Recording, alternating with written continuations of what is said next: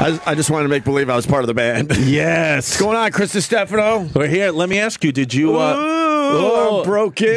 That was the record company. Did you go to their show in Brooklyn? Yeah, I sure did. Yeah. Shut up, man. They're coming in 2 seconds. I'm broken. What's up, Vic Henley? Yeah, Vicky. What's up, you possum eating motherfucker? Sorry. What have I walked in on? Good. Well, it's a rainy, day in New York City, so we're just gonna throw some fake energy out there. And I just had an iced cappuccino. I'm ready to go. I had a lot of peanut M&Ms, and nothing worse than Kenny looking over you and just scolding you because really? you had a moment of weakness and you took a handful of peanut M&Ms off of E-Rock's desk. E-Rock with the fresh shave. They're not mine. Oh, they're not yours. Those were the Cubans. Oh, the man Cuban. And I was weak, and then I went in for a second handful, and then fucking Kenny was really scolding me. The record company's right outside the studio.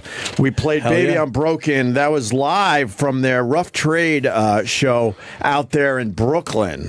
Nice. Yeah, Brooklyn. What's up, Vic? This is so unusual. Oh, What's unusual, man? It's unusual. You're taking me back to the 90s somewhere. well, you got hangover Hey, voice. Are you, what's up, you Chris? smashed last night? So, What's up, buddy? We got Chris, Alex, and Mark from the What's record up, boys? company stopping in to say hi. Elmira, New York, in the motherfucking building. You remember Elmira, right? Yeah.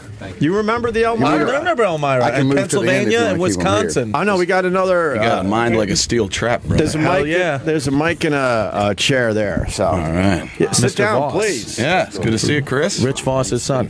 Chris Voss. You remember Chris Voss. all this? Yeah, from dude, last I remember. time. Isn't Rich Voss he's a comedian, right? Oh, yeah, he is. Yeah, but Well, we had him in. maybe. You ever smelled his ear?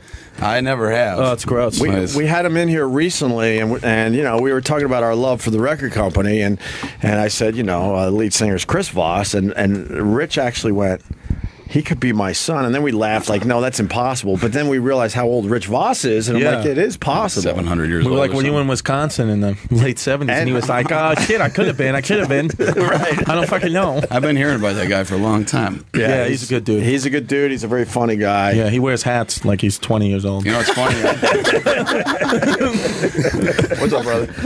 That's Vic Henley. How you doing, man? Henley, how you doing? You know what I remember about the last time? What do you I also remember? have a good memory. I remember you like Ace of Base. Hell yeah. You remember that? You remember that? Yeah. You don't forget something like that. real Fucking Ace easy. of Base, It was baby. dramatic for you. But No, it wasn't. It was illuminating, I'd say. There you go. Yeah, but this is how good the band is because now he's into you guys, and he's not that's- really into rock No, music. but I he know the didn't record grow up company with now. it. You got like 5 rock and roll bands that you say that you could listen to and like. What would 5 they rock be? and roll bands that I could listen to and like. Come on, Chris. I'll name the 5 rock and roll bands I've ever even heard of.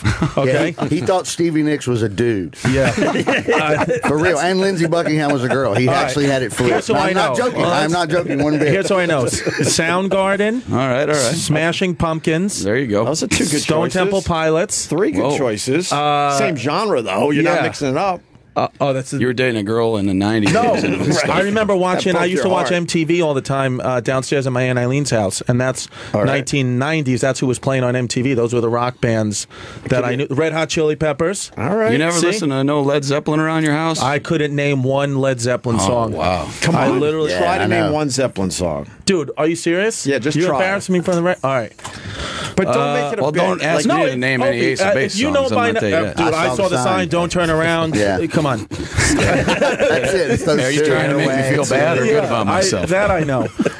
No, but Led Zeppelin, fuck. Come on, one Zeppelin song. I'm sure if I heard one, I'm sure if you played me the most famous Led Zeppelin song ever, I'd be like, I've heard that song. Stairway to Heaven. Holy shit. Stairway to Heaven. Stairway to Heaven. You Maybe. had to have heard that. Where There had to have been one drunken Play night it. where you were passed out. Play Stairway. Bro, first of all, I didn't grow up in a white neighborhood. Stairway to Okay? Heaven, some would say is the greatest rock and roll song ever. Can you play it? Yeah, sure, we could find it for He you. also we tried to pin him down one morning on a Beatles song and a Stones song. He couldn't do that. I know either. Beatles. I know. I wanna he hold knew- your hand. Okay, Stones. I thought- Rolling Stones? There was something else really big because I remember you whiffed on this too before. The Rolling Stones. Again, I know of Mick See, Jagger. yeah, he knows this. So, but were you like, what were you blasting as a young man? As a young Rolling kid, Stones. well, honestly, what I was listening to was probably That's how you say it. I was listening to Shaggy, Ace of Base, Shaggy. Queen, Sinatra, It wasn't me. some Jamaican old school stuff. I was listening to Connie Francis, Frank Sinatra. Oh, there you go. Don't mention see, Connie that's- Francis Okay. again. Yeah, exactly. You're He gets embarrassing mad because you What do embarrass you mean, him. lipstick on my collar? That's a Nothing fucking wrong with hit. Connie Francis, huh? It's okay if you throw it in there with other bands, but that's all he I would have said Frank Sinatra Jay-Z. first. I used to listen to Jay-Z. I like. You like I Biggie? Biggie, yeah, I knew I like Biggie. Biggie. I knew Tupac Everybody's a little gotta like bit. Biggie. Yeah. See, I knew some of that stuff. I listened to O-Town. These guys are influenced by the Rolling Stones. O-Town. You said O-Town? O-Town. The last failed boy band by that fucker that O-Town just was died. good. I think he just died too. Yeah, the fuck manager. it. That perverted weird guy. yeah, he the, just passed- the what's his- criminal. yeah, Yeah, he died. he was You like know a- any blues? Because these guys are influenced by the blues. the Rolling Stones. Macy Gray. Is that the blues? Macy Gray's not the blues. I just threw up in Try. my mouth. Like, think like John Lee Hooker, Never heard of him. Muddy Waters, Never heard of him. I'm sorry. BB King. BB The King. thrill yeah, is gone. Yeah, because I go to the Dallas barbecue right next to it in Times Square. That's how I know BB King. It's very soulful. Very soulful. But you like the record company. But I like the record company. All right. I like their See, sound. and all those guys are way better than us. So if you like us, Nah. you're gonna get them. Well, Yeah. I don't know. We just played "Baby Unbroken" from the show great out there in song. Brooklyn the Oh, other night. cool. How'd it sound? I It didn't sounded get to hear it. amazing on the radio. Absolutely. Good, Yeah. good. We're Thanks playing the for putting whole it out there. We're going to play the whole set from Rough Trade on Monday in this time slot. Oh, sweet. Awesome. All 75 minutes of the record company. Didn't Rita Mae Young with the hula hoop? Well, Yeah, that's you got right. Yeah, they showed that to me one morning in here. They That- gave me the video. That to- was wonderful. to premiere. Thank on you. a lot of levels. Thank you for It was just- premiering that, bro. His song, Thank it you was for just giving it to me. perfect. You know, yeah, it was really, really cool. Well, do you know we know her? Do you guys actually know Katie Sunshine? Yeah, man. Well, what she did is she tagged herself doing this hula hoop thing, and we were kind of thinking about like, what are we going to do for this video? And she tagged herself on Instagram with the band, and her doing it to that song. And I was just watching it. I turned to the two guys, and I was like, man, I'm like, this girl is good. Yeah, I'm like, she this is. is cool. Yeah, she's and I'm good. like, it's cool in all the right ways. So we hit her up, and we're like, hey, would you be interested in doing this for a video? And she did. So she was a fan of you guys first. Yeah, I never had seen her, but then I went online and I noticed that she's got quite a following of people. Did you watch all the hula hoop videos? There's some goodies in there. Did you watch Yeah, the one she's with the very good. paint? I didn't see anything saw with the paint. How the I paint's might a have good seen. one. Oh, you got to Yeah. watch the Yeah. one with the Right. paint. She Yeah. pours the paint into the hula hoop, and then Yes. she makes some art I want to buy one of the paintings. with Oh, her yeah? with her ripped jeans on. Oh, Makes you that's- want to paint your walls. She's a sweet girl. She woke up at, I think, about 4 a.m. to get that video right, and got the sun coming up, Right. and did it to that. And she picked the location. You know, we weren't even there. She did it She went out there by herself. with this guy. This another guy that we knew that Oh, went to okay. the videographer. His name's John, but he did a great job. And So you trusted them to just do it themselves? yeah, Basically. well, you know, the way we were looking at it, it was like if it was either going to come out great. right? And it was going to be awesome, but if it didn't come out the way we wanted it, it wasn't like we're paying so much Top money that dollars. it was like, oh my god, we just made this biggest financial. Yeah. And we were pretty cool that if it stuck to what she does and like she had fun with it, that it was going to be rad. So It's perfect for the song. yeah, it's great. It's really Yeah, simple. perfect. Good, man. Simply perfect. Thank you, guys. Have you noticed a lot of the Opie fans coming out to your shows? You just Oh yeah, see- man. Oh, yeah. We get Opie fans all the time. The first time we came, How do you on know the it's an show- Opie fan? They're making What do you know? You just see a size 46 waist yelling about Trump. They don't wear shirts. No, they come up and they say it. They're like, I heard John Opie. I got John Opie. They say that all the Close time. talking too close to your face. Fucking, Look, they might look a little funny, but they're loyal as fuck. they're loyal as fuck. They're loyal guys. as fuck. I'm telling you, they come out to shows, They, man. they will really pretty do. much kill for you if No, they're great they guys. decide that they like you. If they decide they hate you, that's a Oh, whole nother God, story. you're fucked if Holy they hate you. Oh my god! Yeah, you got to be stay on their They good get side. pretty creative in the Yeah. hate. Yes. Yeah. You guys are blowing up, man. Thanks, man. Things are working out for the record company. Well, This is thanks to- Stephen Colbert tonight, right? Yeah. doing Oh, that's Colbert. awesome. Yep, doing Colbert and Then the Bowery. About show tonight at the Bowery got a Ballroom. show tonight Sold at out the a while Bowery. ago. Oh, really? Oh, it's fucking great. No kidding. Yeah. I'm off. Yeah. You gonna I'm go? sure we can squeeze you in That's there. what I was. Or do you want to open? You That's what I fuck? was insinuating. Oh no, I would never want to work on it. I would never want to work on an know. off I night. To know. go see music or work, fuck you. Fuck that. Yeah. Going to see music. That's an easy I think choice. we're going, right? I'll Yeah. go. Yeah, I we're gotta- going I to can the go. Bowery Ballroom to see the record company. Fucking balls. Sold out On show. down. It's gonna be great. What songs you doing on Colbert? We're gonna do. I guess I can reveal it. We're gonna do the song "On the Move," Nice. and we're gonna get real wild with it. Right. Do you know who the other guests are? Mary Louise Parker. Sucks. No, she doesn't. No, I know. I'm just kidding. I don't even know who it is. Weeds. Is Oh, fabulous. Weeds. Oh, she's Weeds was a fucking great great. show. Yeah. Yeah. She's great. No, I was kidding. I would love to do the Colbert Show. You're just jealous that you're not doing Yeah, the I keep Colbert trying. Show? I keep auditioning and not getting a call. Yeah, Pusha T. Oh, he's great. Yeah, I'm thinking you probably like Pusha T. I right? like Pusha T. Yeah, there you go. Yeah. Yeah, that's I don't think he was influenced by O-Town, but No. I'm sure he's- No. No, it was 98 degrees. That's it. They were all great. NSYNC, Backstreet Boys. I like Stop love them there. all. Just stop it. What do you mean stop? They it. were fucking Stop iconic. it. Stop it. You know what's sad Stop though? it. You want to know what I'm realizing? Well, you're listening to all this shit, and we're listening to Led Zeppelin. We're trying to get a date. You probably were just surrounded by women your entire Yeah, oh, youth, yeah. weren't No. you? Knee deep in fucking asthmatic pussy.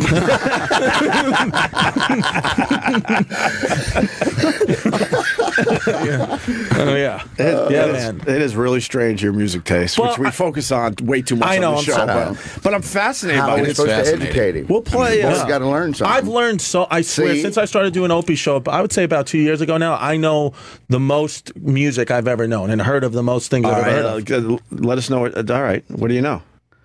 What? See, you don't know anything. Yes, still. I do. All What are you right. talking? I know that who's Crosby and Nash are now. All right. Yeah, it's I got to know remember that. that third There's two guy. more. I knew There's who two more. Stone Temple I got Pilots. If you want to go to the good If you want to stuff. get nitpicky, I right? know the record company. I know fucking Dylan McFucking Abrahams. Remember that guy who came in, who was 50 years old, who was good?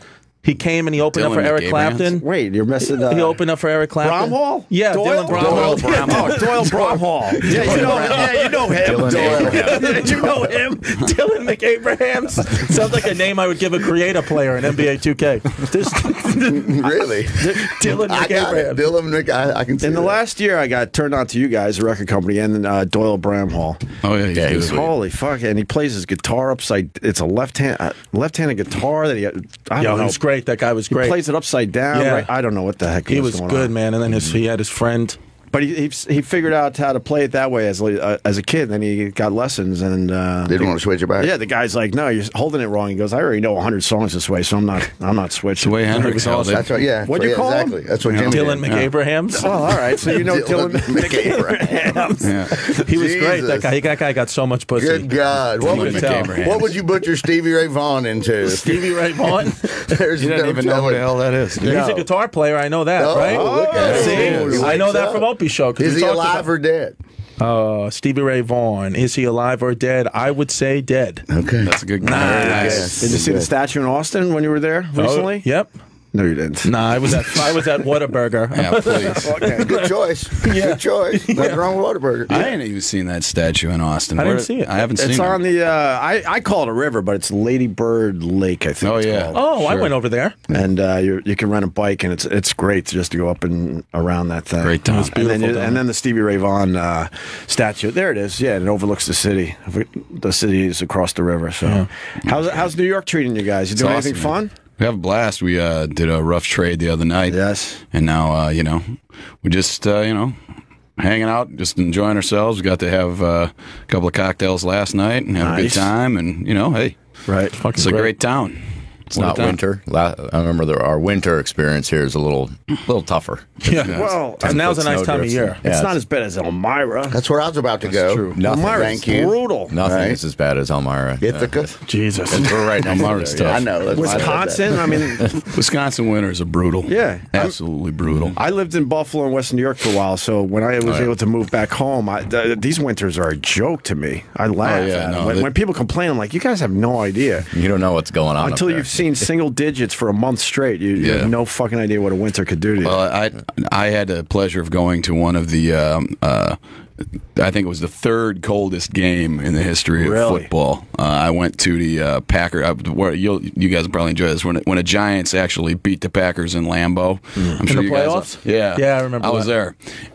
If you spit, your spit was frozen before it hit the ground. Come on. it was ridiculous. I couldn't even see. It was, and there were people like 70, 80 years old next to me on either side, just raging. Your beer froze in the cup. Right. Yeah. And it was insane. Yeah. That's sick. So if That's you a brutal winter right there. If you know your spit's going to freeze before it hits the ground, you know everyone's trying it. Oh, yeah. I don't know, man. One guy realizes that's happening. Then that means you got to pull your whole face mask thing off. Like literally, you've got your eyes, and you hopefully are shielding them somehow. You've got every part of your body is just stuffed with warming packets. Yeah. Were your seats block of ice? There was one. Oh yeah. Well, you know what you do? You bring when you side a house. Yeah. What they do, because all I have already the bleachers. Right. It's all metal bleachers. So you got to bring the insulation that you put behind the siding. Right. And you sit on that. Wow. So we saw all these guys walking in with this insulation. I'm like, what the hell are you doing? He's like, kid, if you don't have this, you're gonna die. So he actually, this drunk guy broke his insulation over his knee in half and gave it to me. He shared some with Shared you. some insulation. That's what we do in the great state of They're Wisconsin. great people. Look out for each other. Not or you just don't go. That's another way. Yeah, to these not guys die. went a couple years ago, and they froze to death up there. I went and watched a game with my pop. Yeah, we went to Lambeau. That's hilarious, though. If not, you're going to be miserable. You're going to die. That's great. I did that a couple times for the Buffalo Bills. You actually sit on blocks of ice because they can't thaw out the stadium in time, and then your feet are on blocks of ice, so you're freezing immediately. Well, that's the other thing. You put the other insulation under your feet for cement. You wouldn't believe how big of a difference that makes. I can imagine. There you go, folks. You heard it here. That's how you survive the ice bowl. Yeah, Wisconsin ingenuity. That's a fan, though, man, that you're dealing with that. It's something. You guys watching the World Series? You know, I haven't had a chance to watch a single pitch because we've been playing. But, hey, I mean, you got to love that. What was it? Indians won. Wasn't Satchel Paige pitching for the Indians the last time they won in '48? Yeah, maybe that's a good seriously, call. he came. That sounds about right. They deduced that he was like. They think he never told his age. They thought he might have been 50. Dude, for the longest maybe even time, older, maybe even 54 or something like that. And he got Maybe, 45 and 48, and the Cubs haven't won since 1908. I mean, I grew up right above Chicago and Wisconsin. Man, they're going crazy out there. I know they are. For the longest time, I would tell this story. No, for the longest time, I would tell this story about Satchel Paige. No, that's serious. About Satchel Paige. Yeah. Because I thought it was real. I don't know who I heard it from, and I would go with it until one day I was at the MLB Network, and they fucking abused me. I thought that Satchel Paige pitched 2 no-hitters in a row, back-to-back, one righty, one lefty. And they were like, what? Who the fuck told you that? And I was like, no, it's true. And they're like, was that something like your grandpa told you to make you go to sleep? So, and I was like, no, it's true. And they were like, it's not true. Just like I thought Jim Brown, the Cleveland Browns running back, never got hit for a loss in his whole career. I thought every time he got the ball, he gained at least 1 yard. And they were like, again, that's not a true fact. Those are great stories, though. But those are great bar stories. Like, I thought that it was real, but it's not. You know, it's a great bar story. It's just seeing. I know we're not talking about music, and that's what we're supposed to do. But I'll tell you what. I love this shit. If you want to mention LFO at any point, I'll talk about this all night. All right. But Satchel Paige had a pitch, a slow ball that he liked. To throw on guys, and I guess it was virtually unhittable. Right. And you know what he called it? The 3-day creeper. Really? Ain't that the greatest name for a pitch ever? That could be a bar drink, I think. The 3-day creeper. 3-day creeper. Chris, where's your Blue Jays jersey? You were sporting that last time. Oh, was I? So I just have or the different. hat or something. No, I was probably a jersey. I just have all different baseball jerseys. So I'm a Yankees fan, but I just have. I had a Blue. I mean, I'm not. I don't hate the Blue Jays. I mean, You just look good in the Blue Jays I like the Blue Jays jersey. I have all different team jerseys except But the you Red are, Sox. I won't wear the Red Sox. He is an Islanders fan, though. I am an Islanders fan. And I thought he lost weight, and then he told me, no, it's just a big jersey. It's just a double XL sweatshirt. It hides. It's embarrassing, But because I used to be in great shape, and now I have upper tricep cellulite. Fucking a UTC. I think that's the last muscle you get cellulite on. Yeah, dude, it's fucking going down bad. Because it's just a letdown. Like, with women and stuff, they'll always be like, oh, you look like you work out, and then we'll get to bed and just fucking cheese tits. Upper tricep cellulite. Yeah. They're like, ooh, put your shirt back on. He's a wordsmith. UTC. UTC. Are we supposed to be talking about music? I mean, what do you want to talk about? Yeah, what's the record company up to? You got the you got Colbert tonight. Yeah, we're on Colbert. We're touring around. We're going to be going all down the bottom side of the country now, through the Carolinas and into Texas and back over to California. Right. And it's been a great tour, man. We've been selling out. All the shows have been selling out. It's been really cool. It's fucking awesome. First headlining tour.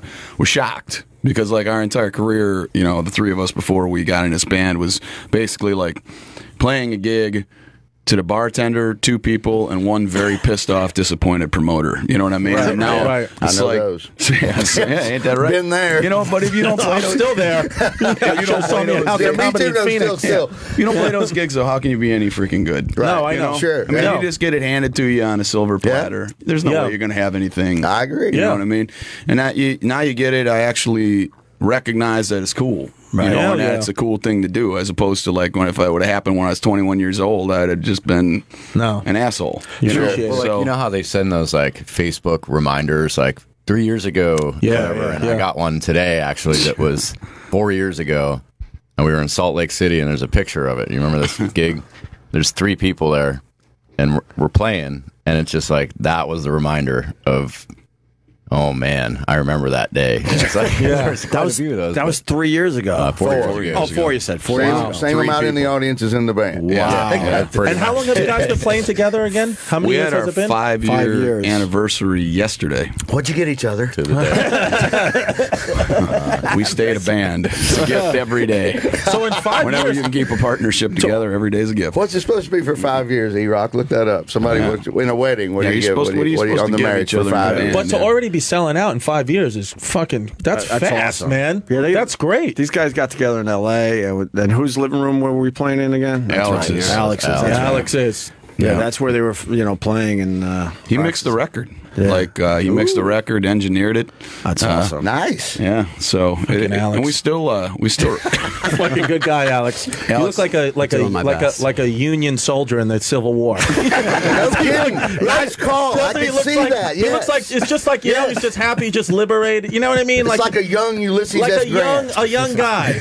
Like I could picture this picture, like you see beautiful face, Yes. and then it just scrolls down. He's got one arm because it got blown off in Gettysburg. What a musket ball. Yeah, fucking musket ball right through the fucking shoulder in Charlottesville. I don't know how Alex is taking that. Alex is great. Is he taking that well? No, because it's just the beard and that hair. If you pull up any picture of a Union soldier in the Civil War, that's him, and it's peaceful. He just needs the hat. If he had a little bit longer beard, Halloween's right around the corner. You never know. right. All he has to do is put on a blue jacket. I'm telling you, it's Grant mind before he being started partying. Yeah, that's it. Yeah. Do you guys, Pre-party Grant. you guys remember the day that the momentum started with the band where you're like, oh, we're turning the corner, man? Well, there have been a couple. I mean, there were some sellouts when early on where it was like, when we saw the Mercury Lounge out here about 7-8 months ago, and we were like, well, that was being all the way from LA and selling out Merc Lounge before was a big step. We were like, oh, that's cool. Right. Something's happening. And then we started seeing things pop up. But we played on Conan a couple, and that was a big thrill. And actually, Steve Wozniak was on there. Oh wow, Snoop Dogg. Fucking know Snoop a loop. I was surprised you didn't name him earlier. I know Snoop. Yeah. You know the D-O Snoop? double G. Yeah, so he was there, and Did Wozniak say anything to you yeah, guys? Wozniak came up and was A lot. Yeah, he was like, I'm He was coming to your into show. Yeah, That's cool. he's like, I'm coming to your show in San Francisco. I don't think he ever did, but Right. pretty crazy to stand and you get to be around these kind of people all the time, but it's like standing next to a guy who basically completely changed the world as we know it. Like how much stuff is in this studio right now That he had something to do with. special.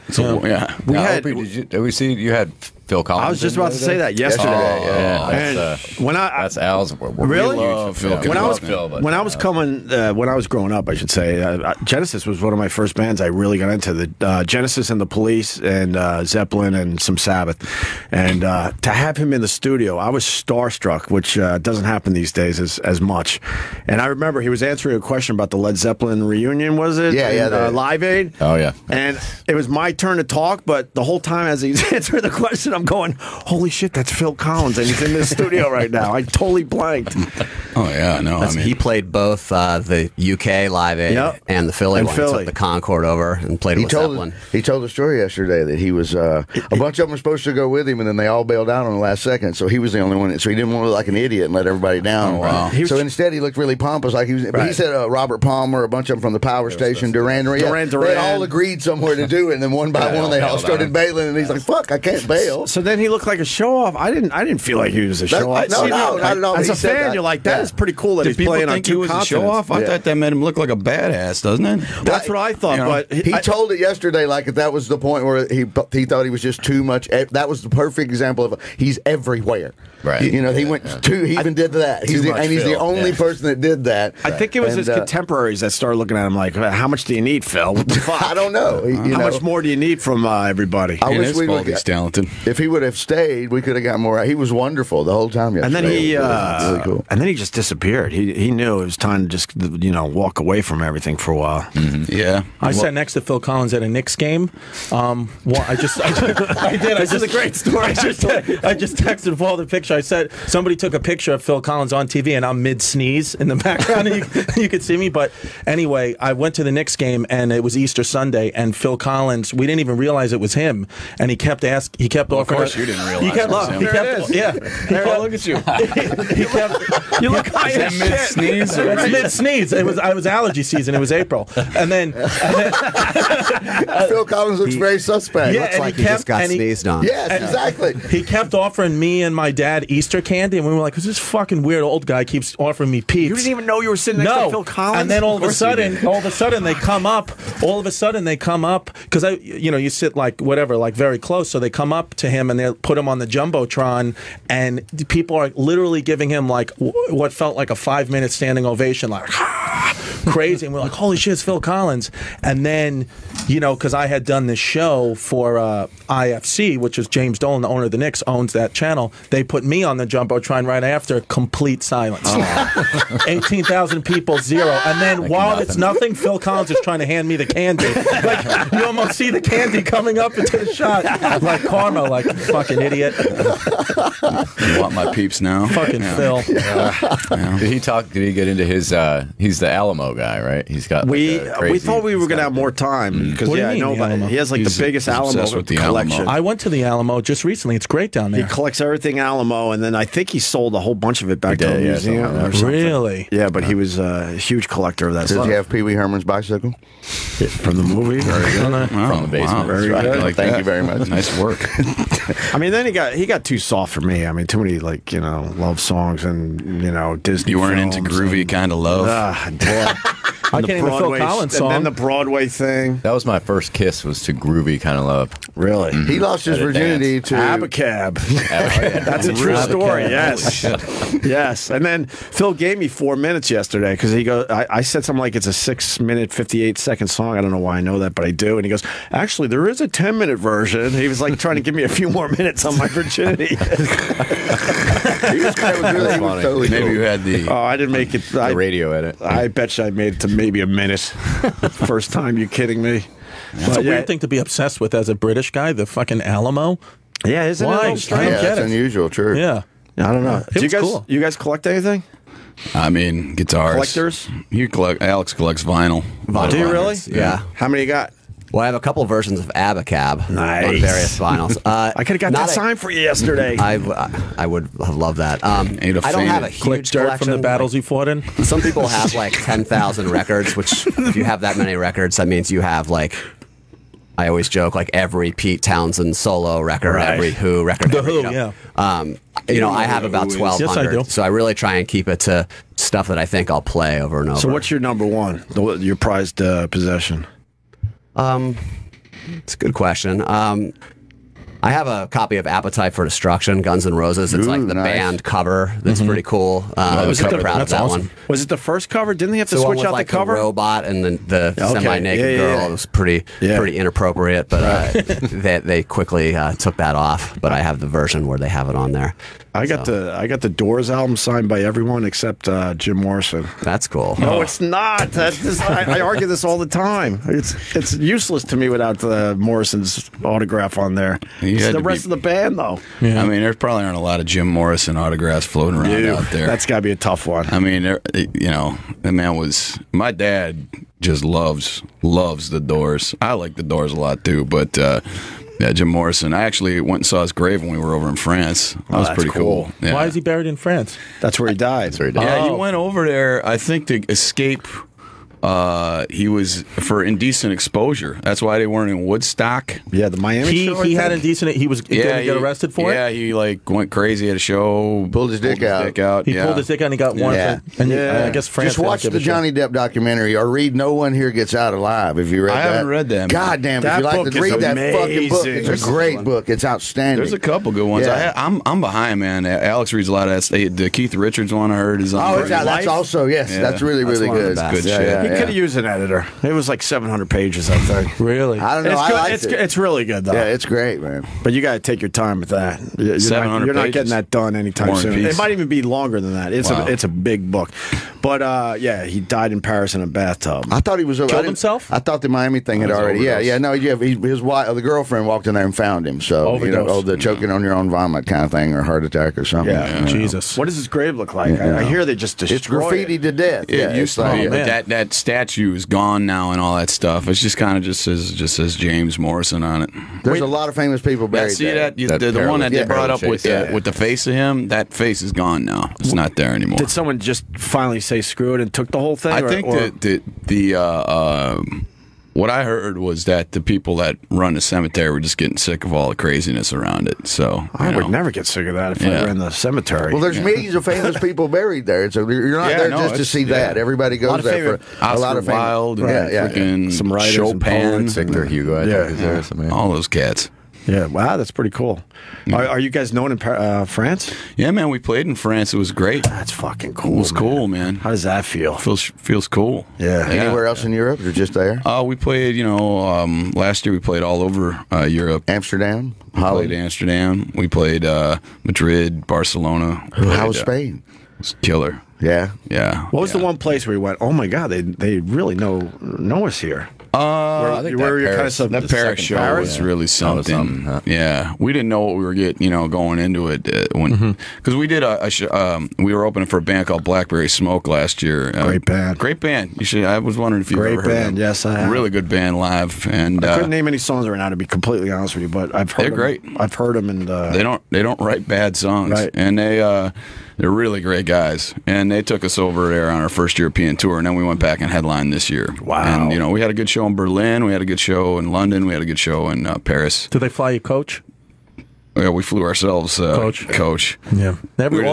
Now it's fucking the new thing with all the comedians in my class. Everybody's on a fucking private jet opening for the bigger guys, the big people, and I'm on the fucking Spirit Airlines. Spirit to fucking Indianapolis. Good dick. I'll be the guy though. He's filming a pilot for CBS, so we're keeping our fingers crossed for Chris DiStefano. Flying coach to LA.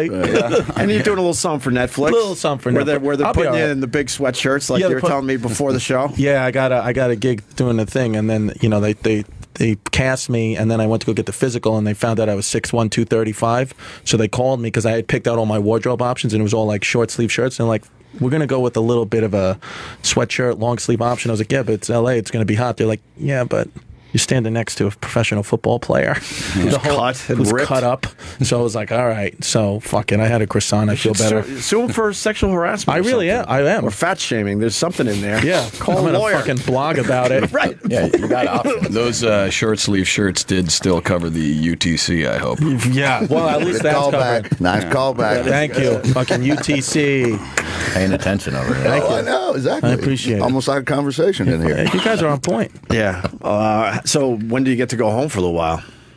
A couple months, yeah. Well, you'll be gone for a month. Yeah, we've been gone for we're over a month now, and we've been going pretty much nonstop for about the last 8 What do you do? How do you get through that mentally? Because I talk about this a lot on the show. I'm only gone Thursday to Sunday, and I fucking can't wait to get home and feel like I want to die. But you're gone for months, and that's always my argument. Is like, I don't know how musicians do this, because comedians were just gone quick spurts. We're never gone on tour unless you're Louis C.K. or somebody. Well, you can get on. It's not the same anymore. But the old college tour was like that. You could leave your house and be gone for weeks on end because it was just cheaper to keep making the bank and stay out instead of zipping back home for a day and then turning around and going again. So you never see your wife for nothing for a month. I finally saw her at Rough Trade. That was the first time I'd seen her in a month. How'd she look? Wow, that's fucked great. up. Fucking great, Beautiful right? woman. Here, look at this. Oh, You judge.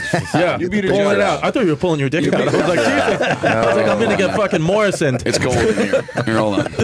Here. Oh my God, she's gorgeous. Do I look like I deserve her? Not at all. Do you guys have kids? No. Oh, okay. No. No, I wouldn't do this to a child. Yeah.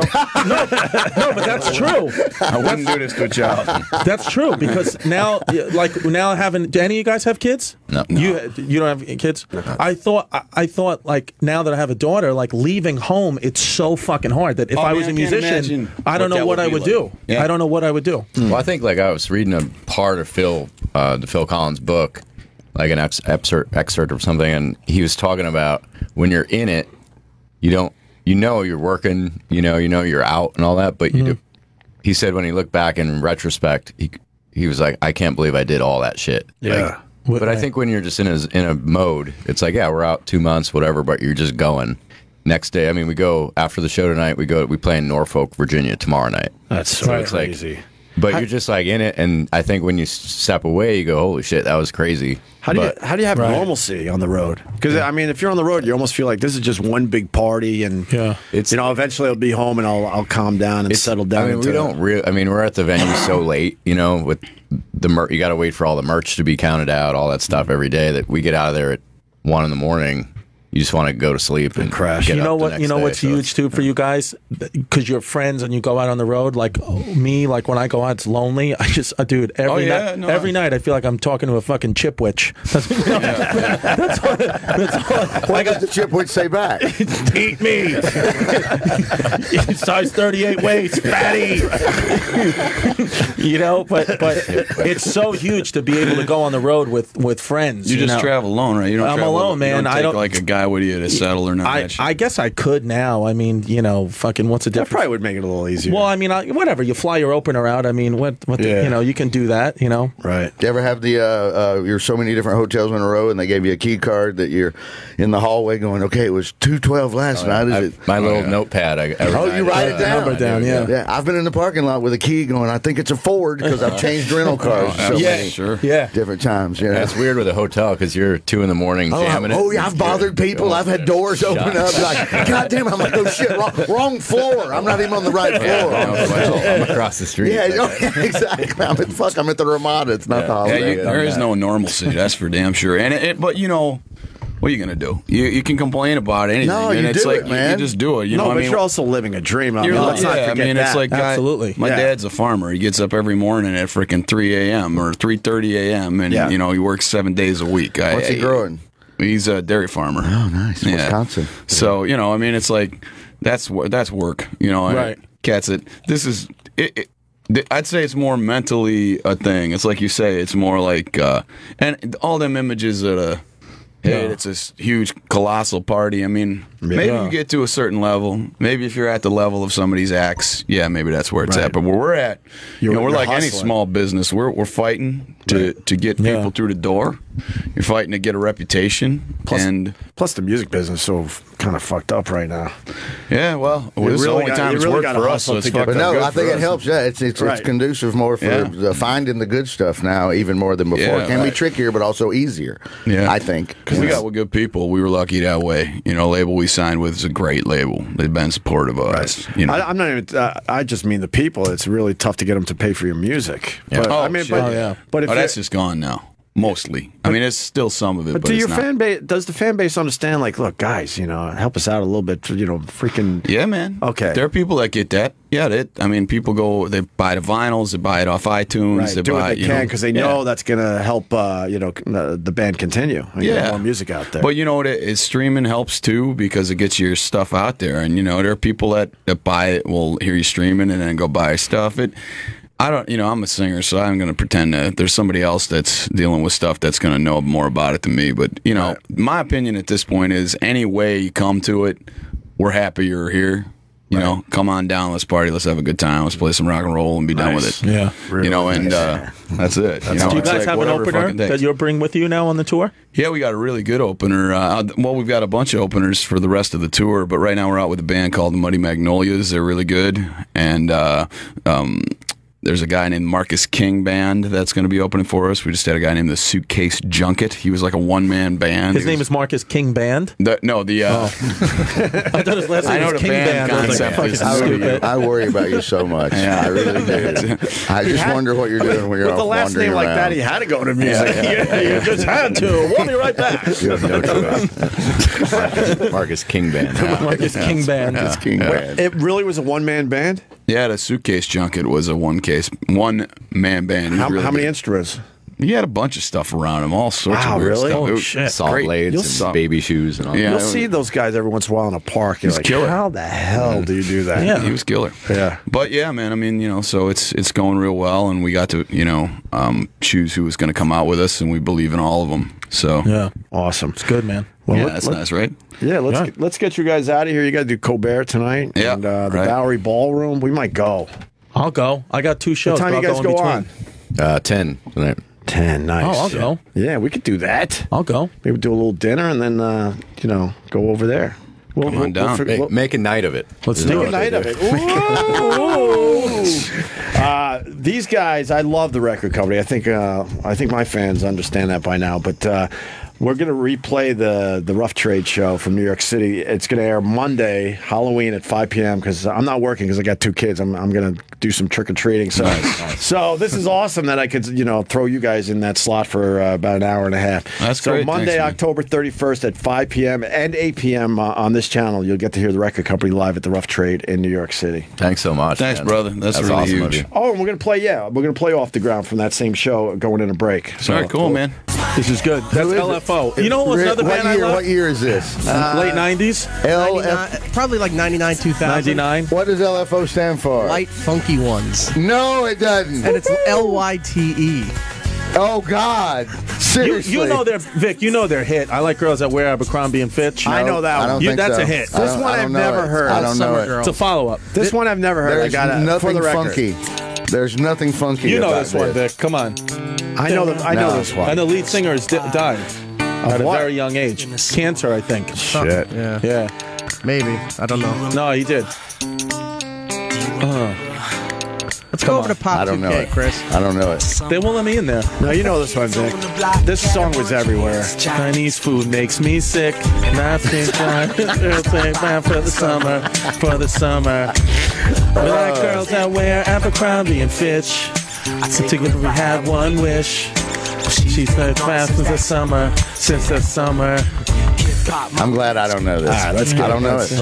Let's I don't know Let's it. play Little Bare Naked Ladies, too. All right. I know them. All right. They're good. I know We them. can handle the Bare Naked Ladies. Hell yeah. That's good Canada. That falls in the good Canada category. I mean, that song was catchy. I didn't mind Yeah. it. Fountains of Wayne. The other one I never Stacey's heard in my Mom's life. Fountains of Wayne. Stacey's Yeah. mom. All right. Yeah. Fountains of I told Wayne. you, know that everything one? with me is 3 names in a band. And then I like them. Third Eye Blind. Third Eye Blind, Ace of Base, Bare Naked Ladies, Color Me Bad, Seven Married Fountains of Three. Wayne. 7 married 3. He doesn't know 7 Married 3. I don't know, 7 Married 3. Well, Chris, then. Yeah. I have become Cumbersome. cumbersome. Three Yes. doors down. 3 doors down. I love the kryptonite. 3 name bands. 3 name bands. Guns N' Roses. It's just an N. It's an yeah, N, it and that's counts. just a letter. I don't know their music, though. You don't Come know on. fucking seriously. Again, I've heard their Name song. one Guns N' Roses song. Poison? That's a band. That's a whole other Or is that band. Belle Biv DeVoe? Another 3 Belle Biv name DeVoe, band. fabulous. Good choice. 3. Name one Guns N' Roses song. Just one. I've heard them. I don't know Just the names. One song. Sweet Child of Mine. You don't know Cowboy? You don't know Sweet Child of Mine? I'm a cowboy. That's Bon Jovi. That's Bon Oh, it's Jovi. Bon Jovi. Yeah. Sweet child of mine. Yeah, that's Guns N' Roses. Yeah. I don't know if that's how it's sung. Where do we go? Where do we go? No, I know that song. All right. Vic was a little late today. He was apologizing. I didn't think you were really that late. I wasn't. I ran in and because I woke up at 2:26. You woke up feeling what? I woke up feeling gurgly. Yeah, that's why I'm bringing it up.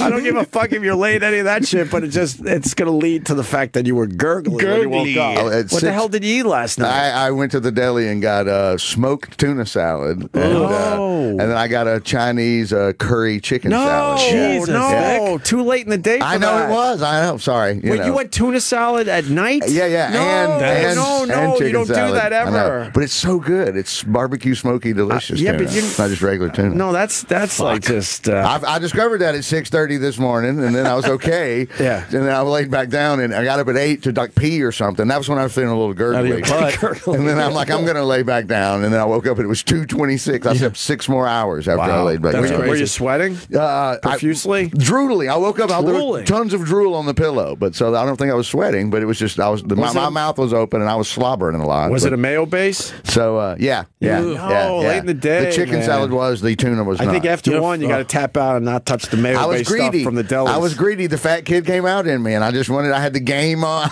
I was sitting there with pita bread. And I got a whole thing going on, and all that with a Diet Coke. So no water. Water. Okay. Yeah, I don't drink soda. That's good. The World Series hasn't disappointed yet. No, it's been good, man. Good games, man. I can't believe Schwarber got healthy again. Dude, he sits out 6 months, and now he's like, it's a great story. He's a hero. It's a great story. But the problem is now he hasn't been cleared to play defense. Right. Oh, really? It was just for DH only. You mean in terms of like the medical staff? Well, they were saying. Oh, go ahead. No, you got it. I was going to say they were saying Schwarber. He hasn't been cleared to play in the outfield yet, but he could potentially, but they don't want to mess up. The Cubs don't want to mess up their chemistry. I was going to say, there's no need to change it. You just got an extra spot. You add him in there. It's absolutely perfect for him and them. You don't need him in that lineup back at Wrigley. You've already not had him for 6 months. Yeah, so why? So they're not even going to use him at all? Probably not. Probably because not. They don't want to mess with the chemistry. Don't need to. In the American League ballparks, the Cubs, it's an open spot. It's like just adding an extra guy, so why not throw him in there? Right. You got nothing to lose. Especially after last night's results. Oh, my God, yeah. Anytime you blow your fucking leg out and now you're back. Yes. I don't care what team you're pulling for. I'll always pull for the athlete to bounce back and have a good series. Especially, he's supposed to be a good guy. He had a beast of a series last year. Yeah. In the postseason. Did he play any games this year? None. First, maybe April. Yeah. No, I know it was in April. He ran into Dexter Fowler. They ran into each other, I think. And comes back for the World fucking Series. Yeah, man. Crazy good. And crushing it so far. I wonder if Trevor Bauer is going to pitch fucking drone hand. That was him. He started last night. Oh, he started last night. Okay, I gotta but watch. they were like, it wasn't the pinky. I don't even know. I don't even care. Don't it didn't blame matter. the pinky. Nothing mattered last night because once Arrieta got out of the first inning, that game was over. They had 3 hits. Cleveland had 3 hits. You're not going to win any Major League Baseball games, hardly. You know, you can hit a couple of bombs maybe. And then he had the one hitter going into the 6th. That's what I'm saying. Like if the dude is, it's like Kluber was the night before for Cleveland. It doesn't really matter if it's 1-0, 2-0, 3-0. This dude's on. You're going to get nothing. Yeah. So it didn't matter that they kicked it around like a fucking hacky sack and throwing it out in the guy in right field slid down and played slip and slide. Jake Arrieta is another one of those guys that's just got Civil War face. He's another one just fucking Civil War'd out in 2016. I couldn't figure him out when you were saying he looked like a Civil War soldier. Dude, I'm telling you. He nailed it perfectly. He looked exactly like what you see a portrait but of. Not as haggard, because he's young. This guy here today. His face was Civil War shiny. Yeah. You notice the shine? Yeah. Like I feel and like rosy cheeked. Yeah, the hair color and the beard was perfect. And he looked good. And he was like one of those guys, like he's a good looking guy, but like you think maybe he battled typhoid as an infant and got through it. Polio. He had the braces. Yeah, he's Forrest. He got the braces taken off. His wife Mildred is good. His wife Mildred, my dearest Mildred. Marietta. Fucking man. Cubs, baby. All right, one game each. I'm pulling for Cleveland. But, I'm pulling for. It doesn't matter to me. This is one of these World Series where I can honestly say, like last year, I'm a Yankee fan, but like I wanted to see the Mets win like way more than the Royals.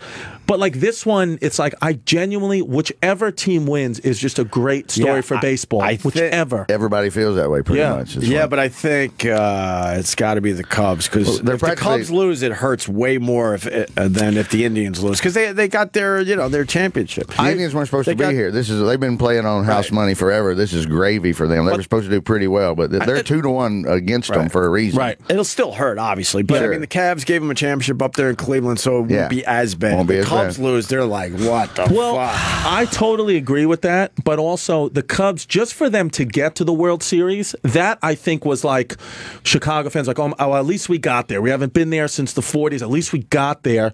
And it's like you kind of know the Cubs are so young and so good that they're going to be there again. I don't think this is the last time they'll be at the World Series, even if they lose. I mean, they got all their best players are all under 30. Theo is built Theo's a fucking genius, right? And so I agree with. I think Cleveland's going to be around too. Oh yeah, look how good Cleveland's done. They get Carrasco back. They get Danny Salazar back. They get Michael hurt himself. Michael Brantley is one of their best players. He missed the whole year. He didn't play any either. You know, and when Schwarber came back, I was like, man, that would be just all of a sudden if Cleveland got Michael Brantley back at the last second, that would be crazy good because he's that effective of a player. But this is a juggernaut. But to plenty of great teams that won 100 games or were supposed to go wire to wire still shit the bed in the playoffs. Well, so anything can happen. I know in the playoffs. In the that's World why Series. I love it. That's why I love it. A couple weird fucking bounces. Right, a squirrel runs across the outfield. Somebody, they want some asshole leans over and trying to catch a foul ball. Right. Guy falls out of the upper Anything deck. could happen. The Cubs want Steve Bartman to throw out the first pitch. And he won't do it. He won't do it. He won't do it. They inviting him.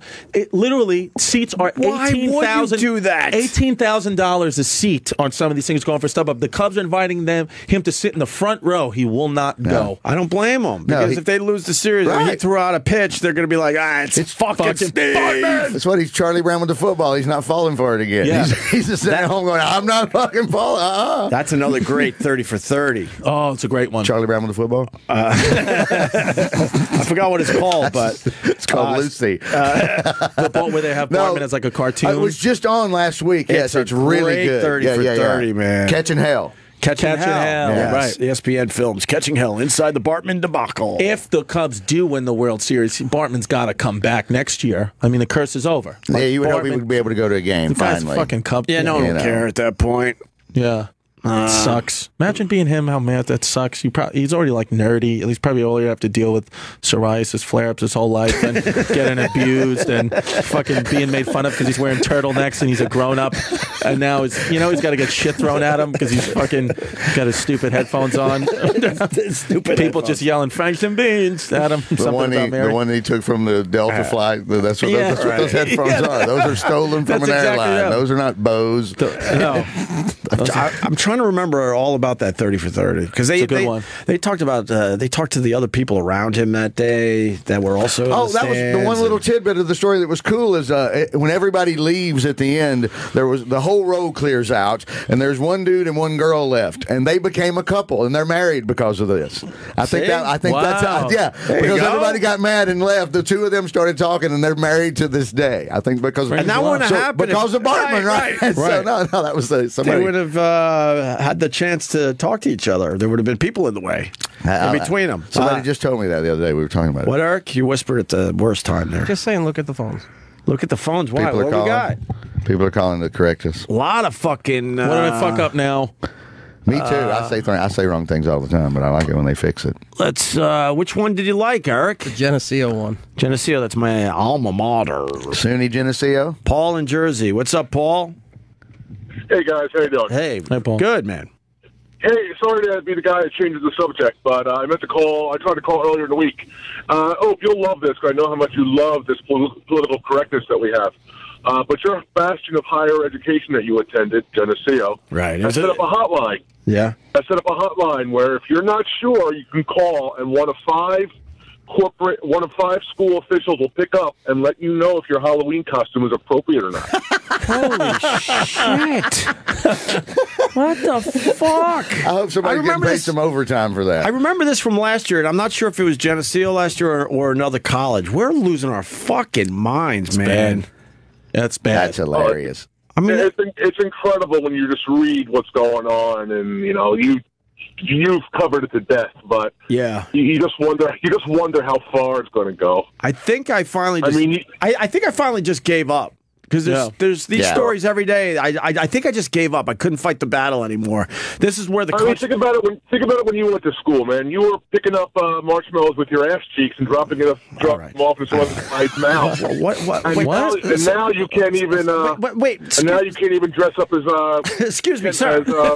Sir, what does my marshmallow thing have to do with Halloween? I mean, what are you doing to me in front of my pals? No, what I'm saying is, when you went to school 30 years ago, like me. You were able to do that okay, I'm trying to make believe I'm a little younger than I am too. But this guy just blowing up all my spots. Shut up, Chris. Well, now you could do that in your frats back then, but now you can't even dress up like Caitlyn Jenner because it's going to offend everybody. Right. Yeah. It's ridiculous because I mean, if you're a little older, Halloween's all about going for it, right? Oh, sure. Your costume is as disgusting and tasteless as possible. I was David Koresh, remember? That was my best one ever. Right. Best one ever. Very proud. Do you remember the Bill Cosby costume from last year? Ooh. I mean, that kind of stuff get you thrown off campus now. I do remember that one. I think there's a passed out woman that's attached to you. Yeah, there it is. Exactly. There it is. It's him. You're the girl, and then you drag him around on ours. I can't tell who's who. It's two people, I think. Wait, which one would you be in that? Oh, no, that's the... All right, yeah, I see how they did that. That's hilarious. Come on. Of course it is. I mean, all right, punch it out. You can laugh at stuff like that, but it doesn't mean you're for it. Of course. God, no. I mean, why do people... They miss that lesson all the fucking time. Look, rape is horribly wrong. Well, God, yeah. But jokes about it can be funny. Patrice made that point on TV years ago, and they were like, oh, my God, how can you say this? But it's the truth. Weave Stevenson was in a group with a bunch of people getting together and hanging out and trying to talk. And Star Jones, idiot Star Jones, was...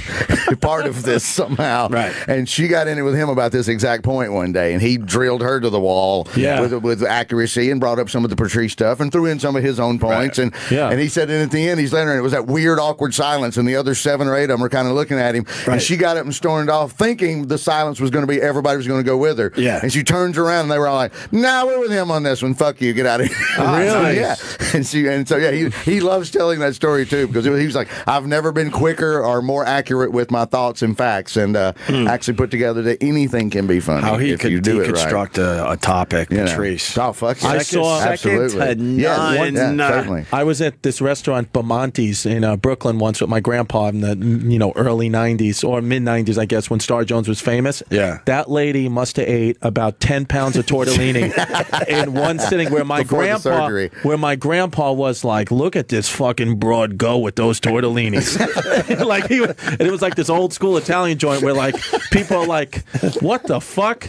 Look at this lady go." Because it was all, don't forget, it was the 90s. This was in pre-gentrification Brooklyn in an Italian restaurant, Bamonte's. So already everybody's looking at you because you're a woman and you're black. Right. So people are like, "What?" And then you're just gonna fucking go to town with the tortellinis.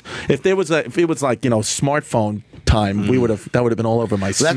I think I tried to do that, and then the guy saw me taking his picture. I was going to post it on Twitter or something. A couple years back, I was on the road, and I'm in a P.F. Chang's. Yeah, and one of the largest Chinese men I had ever seen is eating one of everything. Wow. He's just sitting there. I'm like, now is this weird that I want to take a picture of the giant Chinese man eating giant portion and housing it? Just housing everything. And I'm sitting there, and he saw me trying to pull the camera, and he kind of looked over, and I'm like, all right, never mind, sorry. And I just went back to what the fuck I was doing. It always sucks when you get caught. Like, all right, I'm a piece of shit. I know, I don't even do it that I'll much. Acknowledge. I was taking your picture because you're a bit tight in your yoga pants. Italian people, like I live out in Bay Ridge now, and I was at the gym yesterday, and nothing happened. That's why I didn't make the news.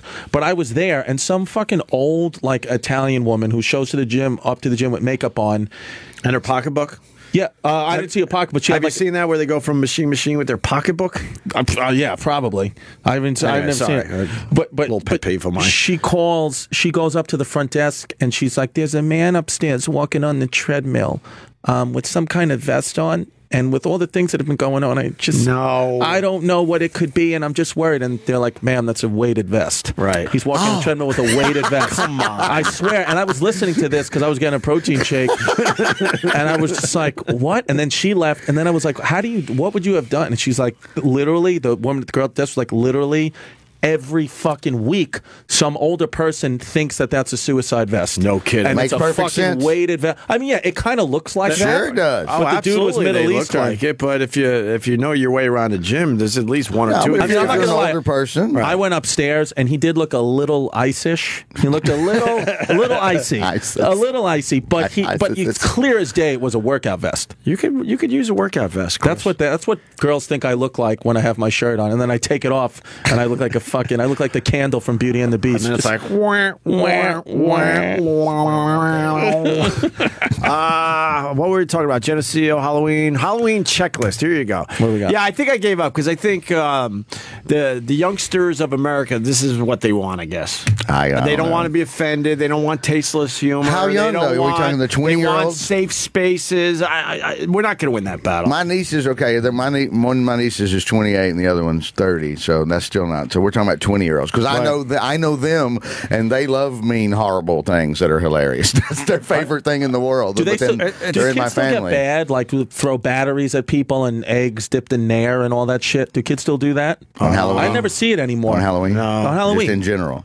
No, Halloween. That's like I've been out on the circuit in recent years. Nothing? I came out of retirement. I'm trick or treating every year again. Yeah. I haven't seen any of that shit. Dude, you know what we used to do when I was teenagers? We used to fill up like plastic bags with ketchup and wait for make believe we're waiting for the bus and come to the place up and then just throw ketchup all over their windshields and they would wipe it and it would just smear their mirror. It would just smear their front window and they have to fucking put the bus in park because they can't, have altered vision. And we would run away and just watch the fucking idiot come with his squeegee. You had an amazing childhood. Yeah, it was great. Throwing ketchup. Wow. Throwing ketchup, watching Star Jones eat tortellini. All right, here it is. Is your All right. costume offensive? Check yourself and your friends. Ask, does this costume mock cultural or religious symbols such as dreadlocks, headdresses, afros, bindis, etc.? Come on. This is real. Does this costume attempt to represent an entire culture or ethnicity? What the fuck? Does this costume trivialize human suffering, oppression, and marginalization, such as portraying a person who is homeless, imprisoned, a person with disabilities, or a person with mental illness? So what? Okay, so that one right there. So what? I mean, first, the people who have mental illness, especially in this city, dress up. I mean, if I dress up like Dracula, there's probably some lunatic, just who has a mental illness that dresses up like any character you could think of. Yeah, Like one year I dressed up as the old wrestler Tatanka.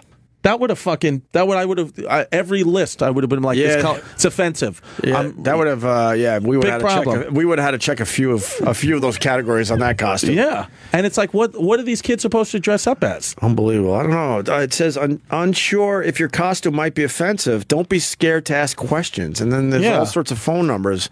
Dean of students, for people in Geneseo. So stupid. It's fabulous. That's so good. What has happened to my old school? It was a massive drinking school when I went there. Read the last sentence at the bottom, though. We encourage you to stand up. Oh, yuck! For each other in our community. It's Halloween. So in prison, and person who's in prison, so everybody dresses up like a burglar. That's like a common costume. You can't do that. The pinstripe burglar, huh? We should call him and ask him. You should call him. Call him up. You should call him, pretend you're a student, and ask him. You want to talk about your costume? Well, we got to be careful about putting him on the. All right. Oh, you can't put him. Tell on him you want to go as Nelson Mandela when he was in prison, and then because he's a hero, there's nothing wrong with that. But he was in jail for 30 years. Call up one of those numbers, see if they'll go on the air with us, and then we'll take the serious approach. Oh, really? No.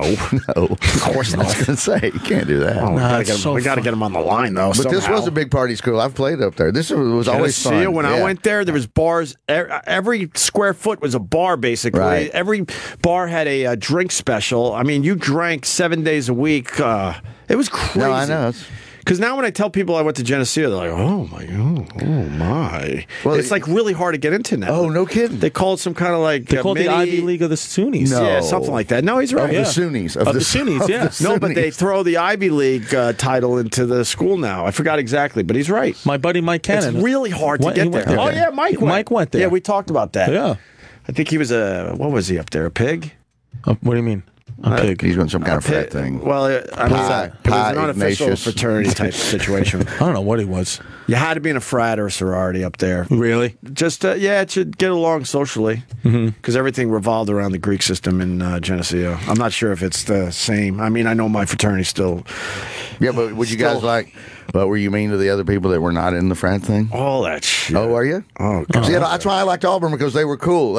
Every on a Saturday night after a football game, there are band parties, and you could walk up and down Frat Road. Didn't matter if you were in the frat. Right. You could just hang out with your day. You could be from the other school wearing the other school's jersey. They didn't give a shit. Give a fuck. And it was right. And that was the difference between Auburn and Alabama. At Alabama, 4 or 5 bullet heads would be trying to stomp the shit out of you for trying to enjoy the cover band. It wasn't that you were mean, but you just didn't acknowledge anybody if they weren't part of your fraternity. Right. Or some fraternities sort of got along at times, and right. I don't know. But if you weren't in a fraternity, man, it was tough socially up there back in my day. Yeah. Oh, you say something, Iraq? Well, I was waiting for you guys. I just spoke to them. Yeah. They said that was last year's website. They got rid of it. They're not doing it. Oh, great. Hey, they bounced back. They bounced back. It's fucking awesome. Yeah, so this apparently was their policy last year. This year, they have nothing. So maybe Back they to realized anything you how want. stupid it was. Yeah. Right? Probably. Yeah. They just want to go back to being the, school known as party school. I mean, Halloween, it's all about that. It's all it's about, fucking tits. You want to shock the fuck out of your friends. You try to come up with the most tasteless costume. I got no costume ideas. I got nothing. Oh, I haven't dressed up in... Come on, you don't dress. The kids don't want you to dress up. I dressed up as Scooby Doo. My son was. You gotta put something on. My son was mini Scooby Doo one year. That's Scrappy Doo. How do you go trick or treating? That would be right. How do you go trick or treating in the city? You have to fucking go to people's floors. We go down to Philly every year. Oh, okay. They do it right. Everyone is just outside on their any block in Philly. You just pick a block. Dude, it's awesome. Well, I mean, where my wife's from is a perfect Halloween area. Everyone's out with apple cider and drinks and beers and whatever you want. Nice. Have you heard of the adult trick-or-treating thing? Where a couple of years back in Cleveland, and it's not just in Cleveland, in neighborhoods all over America, you can now have, if you put like a little extra ghost thing on your door, it lets the parents that are walking around that there are adult treats there too. And so if you you can walk, and they've got people have shots and different kinds of little hot apple cider that's spiked and this that and the other. And so we were sitting there, I'm handing out the candy, and then every now and then the parents would go, I see you've got the, I'm going, oh yes, we have 2 to pick from, and we made these 2 Halloween cocktails, and we were serving with that. I love that idea. It's a great idea. No, I mean, if you're in a cool neighborhood, actually trick-or-treating is fun again. We also walk around with your whole family. And the funny, there was adults. There was one dude that was hammered because his wife was yelling at him. He was a little too. Everybody else was doing the right thing and just having a shot every now and then. There's one guy that wandered in. He'd apparently taken advantage of it like 7 houses in a row. Really? And so his wife was like, "Hey, goddamn it!" She was like yelling at him. I'm like, I don't know, dude. Your wife seems to be kind of upset. Let's say hi to Scott in Virginia. Scott, go ahead. Hey, what's up, Bo? Man. Great show. Thank you, buddy. Hey, Amazon earlier this month pulled the Kim Kardashian costume off their website.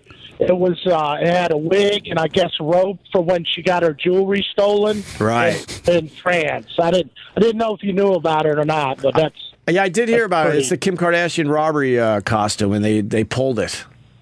But but you can make your own Kim Kardashian robbery costume. Certainly. Yeah. Why do you need Amazon? Yeah, I don't know. That seems like an easy costume to make. Did you ever dress up in a tasteless way there, sir? No. Why would I do that? Come on now. What are going to be the tasteless costumes this year? Last year it was definitely Bill Cosby. I'm trying to think what were the big stories that you could. Donald Trump, I guess, if you dress like him. Hillary dressed up. Someone dressing up in a man suit like Hillary With a penis? You know. With a fucking penis. pecker that falls out? Coughing Hillary. No, what was the big story that would be a Halloween That would costume? be What like are we really missing? bad. Billy Bush. Jared, what about Jared from Subway? Well, yeah, that's still a while that's ago. probably still a hot costume. You know, they're saying that Subway train? knew about Hoboken Jared. train? What? Train wreck victim from Hoboken.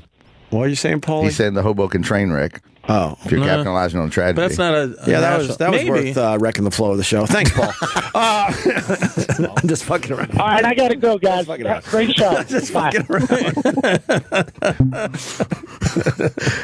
It's the whispering. I like you did that, and then Paul took a sip of his drink. Like he was like, "Fuck," put his head down. Sorry, Paul. Whole frat at Auburn, the Air Florida crash. Remember when the plane hit the bridge in Washington, D.C.? You're too young for this. Do you remember No, that? what happened there?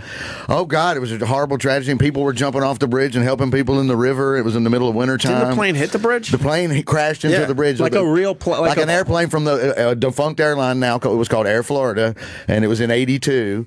And it hit the bridge and went into the Potomac. And people rallied around and saved people. And then the TV movie was made and blah, blah, blah. That was a huge story. 1982, that was. So it landed and skidded off the runway kind of thing? No, it was coming in low. And then what Sullenberger avoided doing is not crashing into the GW. Did everybody on the plane die? No. A bunch survived. Yeah. I don't remember exactly how many. Holy shit. Yeah. And so this whole frat at Auburn went together yes, on Halloween, and they got in all kind. They got suspended, and a lot of slaps on the wrist, and this, that, and the other. But that was the first time I was exposed to. That's ballsy. It had probably, and I was, I'm 20 at this point, but I still hadn't gone full on do something super creepy as a costume to scare people or shock people. Right. And then those guys did that at Auburn, and I was like, oh, and everybody got mad, and then all my friends are like, that's fucking pretty good if you really got to go. You gotta if you're going to go that. shocking, it's completely amazing, and they got in all kinds of goddamn trouble for it. Well,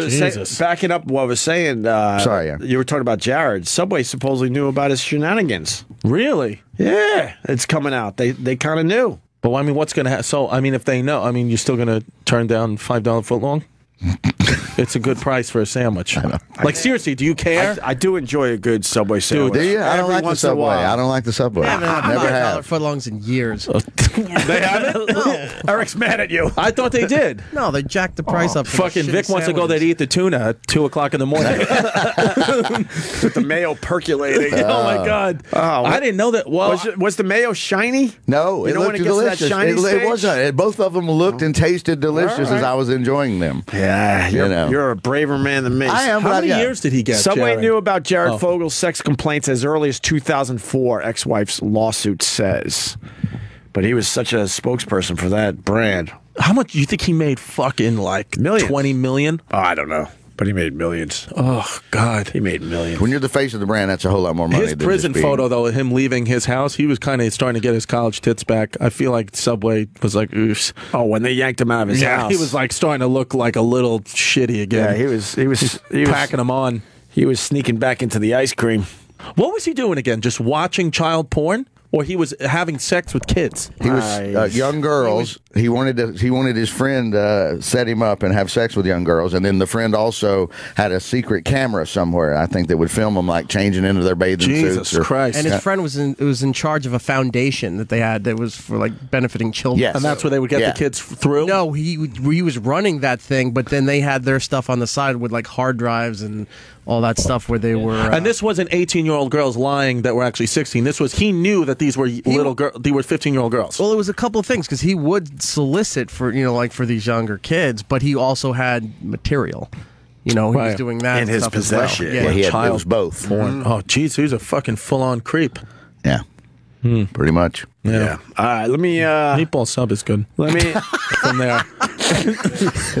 not bad. No, it's not. But it's not good. You don't think it's good? I don't like Subway. I'm an Italian. I'm telling you, it's not bad. That's wow. You're somewhere your ancestors should be slapping you in the face with some piece of lasagna. It's canned bullshit sauce, but sometimes I'm craving that. I just agree. I've never had that. I just make a sandwich. Get a can of Chef Boyardee. Yeah, I go turkey and I just do a shitload of vegetables and the banana yellow peppers that are a little hot. Yeah, and I'm good. Nothing on it. No mayo, no oil, none of that. You go dry? Go dry, baby. Go dry. Go dry or go home. Go dry. I can't eat dry sandwiches. I feel like I'm eating the inside of a puppet. I go to Chick-fil-A and their homophobia instead of Subway and their pedophilia.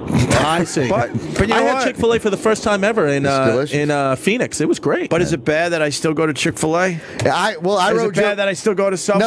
No, their food is delicious. I don't give a fuck. I wrote jokes about it. I wrote jokes about the Chick-fil-A thing, and then I tell them on stage every now and then that way I don't feel as guilty for going and eating the food because it's delicious. That goes to the point we were making earlier. I mean, I'm completely against what they believe, but man, their chicken is delicious. Well, I told you about I told you about going to the racist barbecue place that time. I'm in Columbia, South Carolina, and the guy he was the Maurice Bessinger, and he had barbecue restaurants all over the Carolinas, and his sauce is in grocery stores. And he was one of those old school Confederate guys that was arguing about the flag the first time, 20-something years ago in South Carolina when they were trying to. And so I didn't know this had all happened, and it had ruined him. Taking such a big stance on everything had sort of shut down a whole bunch of his restaurants, and he wasted all of his fortune at the end of his life doing this. And I was in town doing some gigs, and I swung into one of them. I was going to watch some football with some friends, and there's Klan literature on a little magazine rack kind of thing in the corner. Yeah. And yet everyone working in the restaurant is black. Everyone in the barbecue, so it's a window, you go up and order, and this little old lady who was employee of the month, above the window where you order is a picture of the racist guy hugging her as employee of the month. So this picture is there, and then there's Klan literature in the corner, and I go walking to the window, and I'm like, I gotta ask you. Yeah. You know, I point to the picture, and I point to the Klan stuff, and I'm like, what the? Does this not bother you? And everybody in this bank, she's like, oh, he don't mean it. He's old. He doesn't care. He's gonna die soon. It's okay. You want grits and rice? You want some what kind of sauce? It's you want? delicious. She just went right. And I'm like, well, if you don't mind working here, I'm like, yeah, give me a pound of everything. Give me some of this. Give me some hash and rice. And it was amazing, and right? It was toast. It never lets me down. It's completely delicious. But it was one of the most surreal things I have ever experienced to see the old racist man hugging her in the employee of the month picture. Yeah, that's funny. One of the pamphlets, they were all homemade, and I gave one to my friend who's got it on his office wall still. It was a homemade pamphlet that had Abe Lincoln on the front, like a cartoon caricature of Abe Lincoln, and it said, Honest Abe. And then you open it up, and on the inside it said, or was he?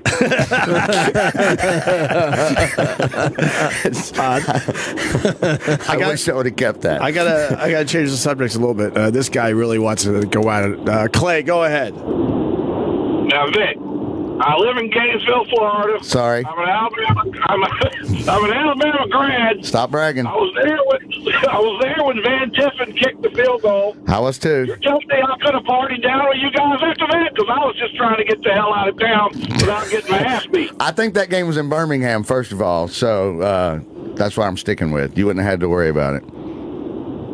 All right, so you're telling me I can go to the Auburn game next year and wear my Alabama gear and party down in Auburn? I think if you want to go to Alabama, I think you will get yelled at a little bit, but no one's going to try to beat you up or whip your ass or anything like that. Will they pour a beer over your head? No. Okay. And it'll be worse than Tuscaloosa.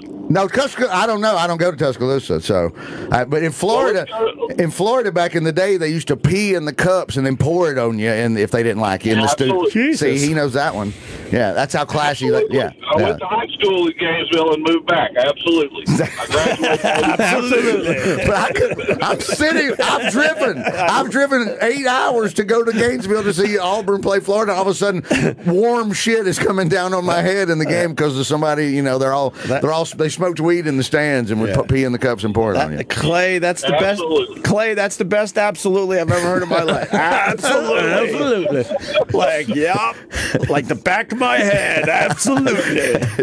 Because it's gross. I'll tell you this: we're going to have a good game this year. Looks like you guys got your shit together, and I think we're going to keep our shit together. I don't know. They might lose at Ole Miss. I'm one game at a time, baby. One game at a time, and then we'll see. I hear you. And we got LSU exactly. So I should shut up too. All right. But it'd be fun if we do get there undefeated like we are right now. I'd love it.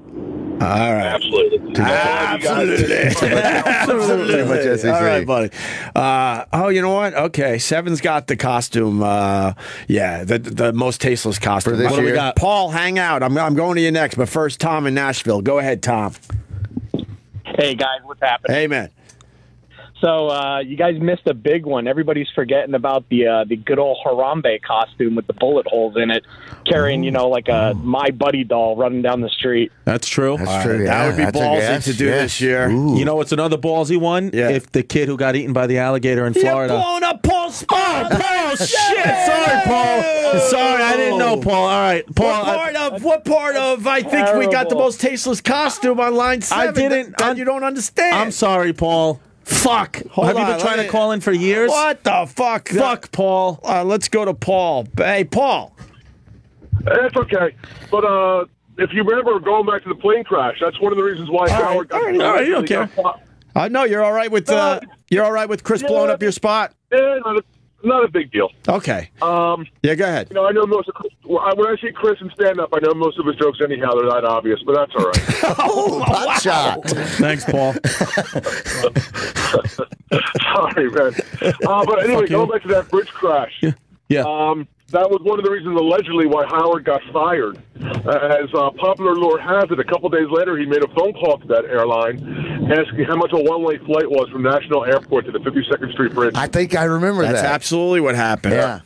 Yeah. Wow. Yes, that absolutely happened. Was it the 14th Street Bridge. Yeah, but whatever. Yeah, no, he's right. He's right. Howard got in trouble for that one. Yeah. Mm-hmm. Good job, Paul.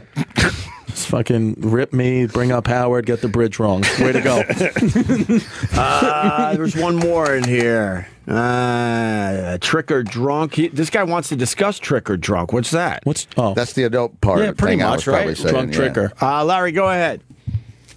Hi, on my third hitch overseas, Halloween was kind of a big deal. Everybody run around the housing area. I was always out with my boys. And one of my troops would go to NCO's houses that he knew and bang on the door and yell trick or drunk. And he'd go inside, have a shot of beer, and they'd go to somebody else's house, yell trick or drunk. That's a great idea. Trick or drunk. That's a great idea. It's like, why should it just be for the kids? You're on a military base. That's wonderful. Fuck it. That's great. Right. Oh, I'd have a that's heck too of a good. crowd about 9:30, 10 o'clock. All right, Larry. Thank you, Larry. One more. Mike in Brooklyn. Go ahead, Mikey. Hey, what's going on? Hey. Big fan. Thank you, Mike. I went to school in Buffalo, and right when the Duke lacrosse thing happened, my whole fraternity, we dressed as Duke lacrosse. Wow. All right. Hilarious. That's On the good. streets of Buffalo. Did you get a lot of flack for that one? Well, we had a mixer with a sorority, and some of them, really didn't like it. Most of them were cool with it, though, No, back in the day, no one complained about these crazy costumes. Yeah. Most would be like, "Holy shit, dude, you got balls." Right. Let's do a shot. Yeah, exactly. No, if That's you all walk it up, was? No, you went exactly. I would walk up to you in the bar and go, "Well done." Exactly. It turns into one of those. Yeah. all the guys loved it. Every guy we saw loved it. There's some tight-ass girls that didn't find it so funny, but fuck them. Well, I mean, considering how you guys. All right, never mind. I'll leave that one. That one, and Thank you, it Mike. turns out they were innocent anyway. Yes, So yes. Yeah, yes, that DA By got the way- disbarred. Yeah. I never heard anyone refer to Geneseo as the Ivy League of anything. that's what I said. I'm telling you, They've Chris said is it. right. The Ivy League of the SUNY system, Ivy League of something. It's really hard to get into nowadays. The crown jewel of SUNY. I had no problem getting into it back in the day. SUNY. If you say so. All right. All right. I mean, you want Thanks, guys. to fight? I mean, I don't know. what do you want from me? I know he's arguing about Look something. it up. Look up the Ivy League, Geneseo, and if they call it the Ivy League of something. Well, it's not a whole league. It would be the Ivy League school of the Geneseo system. That's a lot of words. They were just trying to pump up their shit. Can't get that on a bumpy sticker. Ivy League of SUNY bumpy being sticker. Bumpy sticker. Bumpy You sticker. hillbilly motherfucker. Just a bumpy sticker. Go to the top. It just says Ivy League of SUNY being overrun by weeds. The Genesee Sun. You're right. It says SUNY look. Geneseo likes to build themselves as the Ivy League of the SUNY system. See? September 21st, 2015. Only Mikey. a year ago, right? That's I what ain't they making wrote. it up. Let me go to Renee. Uh-oh. New Mexico. What's up? What's going on? Hey, man. Hey, Hope, your show is great, man. You're doing great in the afternoon, man. It's really good. Thank you. I appreciate that. Hey, but I'm getting so bad now that I've gotten older, man. I don't go to Chick-fil-A because of the gay thing. I don't go to Jimmy John's because he's a big game hunter, and now I don't go to Home Depot because he endorsed Trump. My wife thinks I'm nuts. I'm running out of places to go. It's not because I'm a crazy liberal, because I'm not. I'm just batshit crazy. I just don't want to spend my money where I don't like people. I know that's weird, but no, it's hilarious. What the fuck's wrong with me? Look, I think what Chick-fil-A does is despicable. I really do. But man, we order it every once in a while, and I can't help myself. It's fucking delicious. Yeah, wait, what does Chick-fil-A do? They won't serve gay? They're against either. They just came out and made the statement, just like the guy. They just did when nobody asked them. They just did the we're going to say we don't think the gay people should get married just for no reason. Just shut up. But if you were openly gay in there, they would serve you. I'm sure. Yeah, they're not denying service. They're because they're a religious company too. They're closed on Sundays. Yeah. So they put out with all the religious stuff that they don't support the homosexual community. Right. That's why they're closed on Sundays, so they can go hate. Yeah. So you have time. You get a whole day to go down to church and focus on your hatred. And you don't like Chick-fil-A? I mean, my favorite chicken, I got to go Popeyes over KFC. Oh. Yeah. I'm Guthrie's. I used to like You can't find them anywhere. What about Ranch One? Wait, Ranch One's pretty good. One's pretty good. Yeah. But what's Guthrie's? Guthrie's is the fried chicken fingers. It's like Zaxby's. Zaxby's is good too. Zaxby's stole their whole idea from Guthrie's. Chicken. I like Albertsons fried chicken. Ooh, I've had that. Yeah. Albertsons, a supermarket. Yeah, in the grocery store. Okay, he's right. In the grocery store, they have good chicken. I'm fucking behind. I got to be trying some more. Come on, what about this one? Guthries. Guthries is the best in the world. That's the one. Wait, they're a Cleveland company. They're an Alabama-based business. It says Guthrie's of Cleveland. Well, that's my favorite one. But that's where they, when I found out there was a Guthrie's in Cleveland, I lost my mind because the second one's in Auburn when I was in college, and Chris Guthrie, the son, they had a restaurant and they were making all these different things. And then one year when he was at like 25, he said, everybody just eats the chicken fingers. We need to shit can the whole menu and just serve this and only this. And his dad went, okay, and it was a smash hit. So then he moved to Auburn with the same idea, smash hit. They went to they were just going to college town, so they're in Tallahassee, Florida, Athens, Georgia, and then telling this to some of my friends in Cleveland a couple years back. They went, dude, there's one down there by Walmart. I'm like, what? There's lost your mind. And there was a dude that was a traveling salesman that went through the South, and he fell in love with it. And even though he was from Cleveland, he contacted the company and said, can I open one in Cleveland? And they said yes. I have a T-shirt from that. That was one of my Christmas gifts from a couple years ago. You white trash motherfucker. I know. That was hilarious. I almost wore it today. That was one of my T-shirts. It was in my hand today. Yeah, but you shit on it this morning. It had some diarrhea residue. I don't even mind that was his Christmas present, but how proud he was to tell us that. He was like, that was my Christmas present. I was so happy. That was my Christmas present. Yes, that was very great. Eric, best fried chicken. For what you're saying, Popeye's definitely over KFC, but if you're looking for the sandwich or the nuggets or anything, Chick-fil-A is the way to go. Chick-fil-A is damn tasty. I like Chick-fil-A. I think I like Popeyes a little more. I had a girl sitting next to me on the plane that was coming up here because they're called they were in malls. That was their first thing. Yeah. And then freestanding ones are just like like a McDonald's, a restaurant. And then now when they're in cities like here in New York City, they call them inline Chick-fil-A's. Okay. And she was sitting next to me doing paperwork, and I started talking to her, and I recognized she worked there. Right. And I had to tell her, I go, how do you feel about the homophobia thing? And she goes, God, I wish they wouldn't have done that. She totally did. People are mad enough that they're closed on Sunday. They don't want to add that to it as well. What is the obsession with Asian people and Popeyes? Any Asian neighborhood you go into, there's a Popeyes everywhere, and they go in and out. Literally, if you go to Chinatown, there's probably about 10 Popeyes.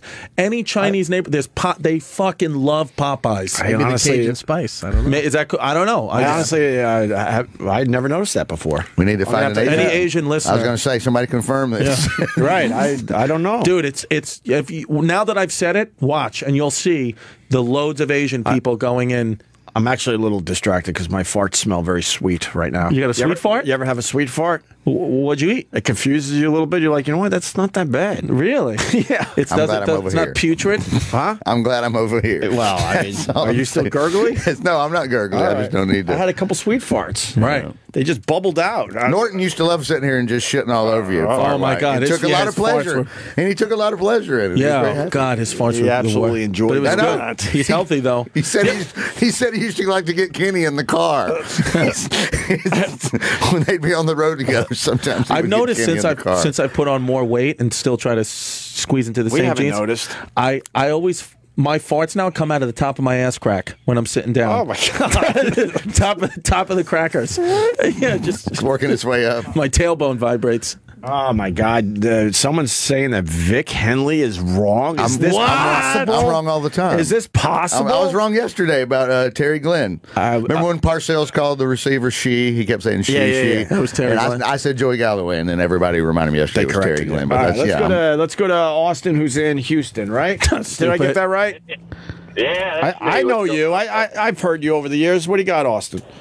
Hey, what's up, man? I actually love Vic, man. I hate to bust his balls, but no, what on that Chick-fil-A deal, what happened there was the guy who started Chick-fil-A. They knew he was a religious guy, and when the whole gay marriage thing was coming out, he was specifically asked, "What is your stance on this?" He stated that, "Hey, I'm a traditional marriage guy," and then immediately it became this whole like Chick-fil-A hates gay people, like every fucking other liberal thing that ever happened. It's like, "Oh, do you have an opinion?" Like, "Oh yeah, I have an opinion. Is it different than mine?" Yeah, it's a little different than mine. Fuck you! Fuck you for having a fucking opinion. How dare you? You know what I mean? I thought he just came out and made the statement. I'm sure they were asked, and but Austin nailed it because people ask you for your opinion all the time, and if you have the wrong opinion, then they want to crucify. Oh, sure, you. I agree. Yeah, it's the way you got to be careful how you present your opinion sometimes, right? I thought they asked the old man, and then then he said that, and then they did some digging. They went back and found. I don't know if his son runs the company now for him or somebody, but then I remember, there's I don't want to say press conference, but there was the dude. I remember the guy. This is our stance. Now, if he's right, and that's how it started, fine, tough shit. But all right, I think. Yeah, but really, who gives a fuck? No, I still love the chicken. No, I'm with you. I'm with you. I just don't understand this whole thing now where it's like everybody has to have a political opinion, and if it's slightly outside of what, basically is seen as the nice opinion now. This is why, to be honest with you, and I know, it seems like every day they come out with polling to the opposite. I think we're going to get shocked in about fucking 2 weeks when half of the people in America come out and they just hold up that middle finger. There are going to be people like me who don't even like Trump who are just like, I just want to say fuck you so badly to all. I'm back thinking he might have a shot at this. Wait a minute. I'm still 2 weeks ago. I'm like, no fucking way. But how can he win? I can't explain it. Like this guy's saying, I don't know. I'll tell you how he can win. A lot more people are going to be voting this time around than 4 years ago. Well, that's what it is. Well, people don't think. I understand when you live in New York, you know what I mean? You're kind of surrounded by that, or you're around media people, you're surrounded by that. Man, I'm down in South Texas, some of these old boys. The industry I work in, I'm through the Midwest constantly. I just spent about a month up in Michigan and Ohio. And let me tell you, dude, when I start seeing more Trump signs in Michigan around, in places like Troy, Michigan, near Detroit than I see anything else, I've never seen that before. I've never in my life seen any Republican candidate. Yeah. I'm starting. Where people are mowing his name into yards and shit, I'm starting to think I want. Hilarious. I'm starting to think I want Trump because then I could tell everyone that someone that used to call my show on a semi-regular basis is now the president of the United States of America. That's a nice story to tell you. We're in World War III, but it's good for the ratings. The Earth will only have a couple of years left if he's president, but still, that's a great story. You know what it is with the Trump people? They love Trump to a point that the Hillary fans don't love Hillary, and they don't love her enough that some of them may not vote. Every fucking single Trump supporter will vote for Donald Trump, and I guess you're right. He could essentially win. Well, people, yeah, man. Well, I'll quit taking up your radio show, guys. Dude, no, you're great. Yeah, I'm with you on your point completely. Especially as a comic, if you ask me what I think and then I say it and you don't agree with me, fuck you. I hate that. I do hate that. But as a comic, either one of these guys is good for business. I would think so. Oh, sure. Yeah, absolutely. They're great. Yeah. Well, either one will be great for business for you guys. I would hope so. Yeah. Right? Yeah, and I don't really think if he wins and tries to do crazy shit, they'll just gridlock him anyway. Of course. Yeah. So it's But I mean, everyone focuses on Trump, but Hillary is not likable. No, it's bad. It's real bad. And weren't they saying something like if Hillary wins presidency, where the Supreme Court is going to have a big issue because they're never going to pass her nominee through, and there's a bigger problem. It'll be easier. Well, that's the old gridlock in Washington. Yeah, thing. it was something like that I was paying attention to. But obviously not, because I can't explain it. I was eating Dunkaroos, sitting Indian style. Watching. I really think sometimes you drift back to like 12, 13 years old. Something I just hit a reset button. Obama's got a nominee on the table right now. But they're ignoring it. They're ignoring it. I think this is what you're getting at. So they're ignoring Obama's nominee. But then now the Republicans are like, oh, fuck, if Hillary comes in, then she could like nominate someone that's even worse than Obama's nominee. So then maybe we should accept Obama's nominee before she has the chance to say, well, fuck that one. I'm going with this one. I think that's what you saw on TV. Probably. Did I sort of get that right? I think I got that right. I agree. I think you did. Yeah, I mean, well, I don't know. I guess either way, it's. But like Vic was saying, I mean, either way, I mean, isn't the president really at this point now just the figurehead anyway? I mean, they don't have as much power. Isn't it like being like the Queen of England? No, like, no, it's more than that. It's a little you got more power than that. You have policy. Yeah, you can do things if you can try. Yeah, but don't every decision you make have to go through a Senate vote and all that? Well, both. Yeah, anything you got to pass both houses of Congress for any of your ideas, of course. But then you can veto their shit if they try to jump over. Then they can override your veto. This is civics. Yeah, that's what I'm saying. So it's like, why? So I don't understand then what's the biggest deal. I go back to the Mark Maron podcast again. I've said this many times, but his podcast with President Obama was awesome. Excellent. I love it. And Obama talked in this podcast about there was a time the president could make sweeping, drastic changes in America. And he knows when he became president, if he could just move that needle just a little bit, he did his job. So they know going into it now that you're only moving the needle just a little bit.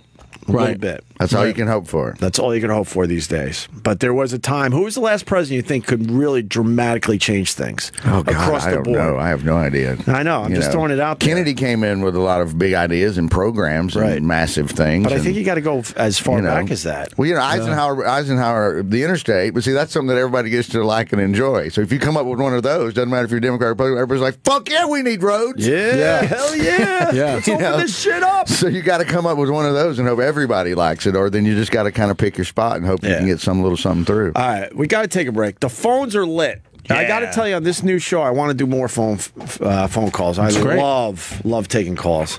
Maybe we'll take some more after the break. I don't know. We got Vic Henley. He's going to be leaving us for a week. This is what I fucking hate about you guys. Where are you going? I'm going to I'm going for fun, and then I'm going for work. I'm going for fun for a week, and then I'm going to the Hard Rock in Sioux City, Iowa, and then the Funny Bone in Omaha, Nebraska, 9 through 12. I will be I leave here on a night flight on election night, so I'll get on a plane at 7, and then I will land at 11 in Nebraska and get to find out what happened. I'm really excited about that. That's pretty cool. Yeah, I know. What airline you flying? Delta. Oh yeah, they're not going to have TVs or anything. So you're going to have no clue. There's Wi-Fi. I can check it. But no, I'd love the fact I'll go on there, drink 2 Bloody Marys, go to sleep, and wake up going, "Woo! Guess what? Oh, look at what do we got here? I'm feeling gurgly.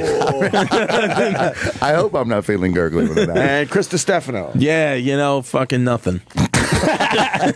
People want to know about your depression. We got a guy on the line. Oh, Chris the teacher from Long Island. All right. Yeah. So we'll talk about that after the break.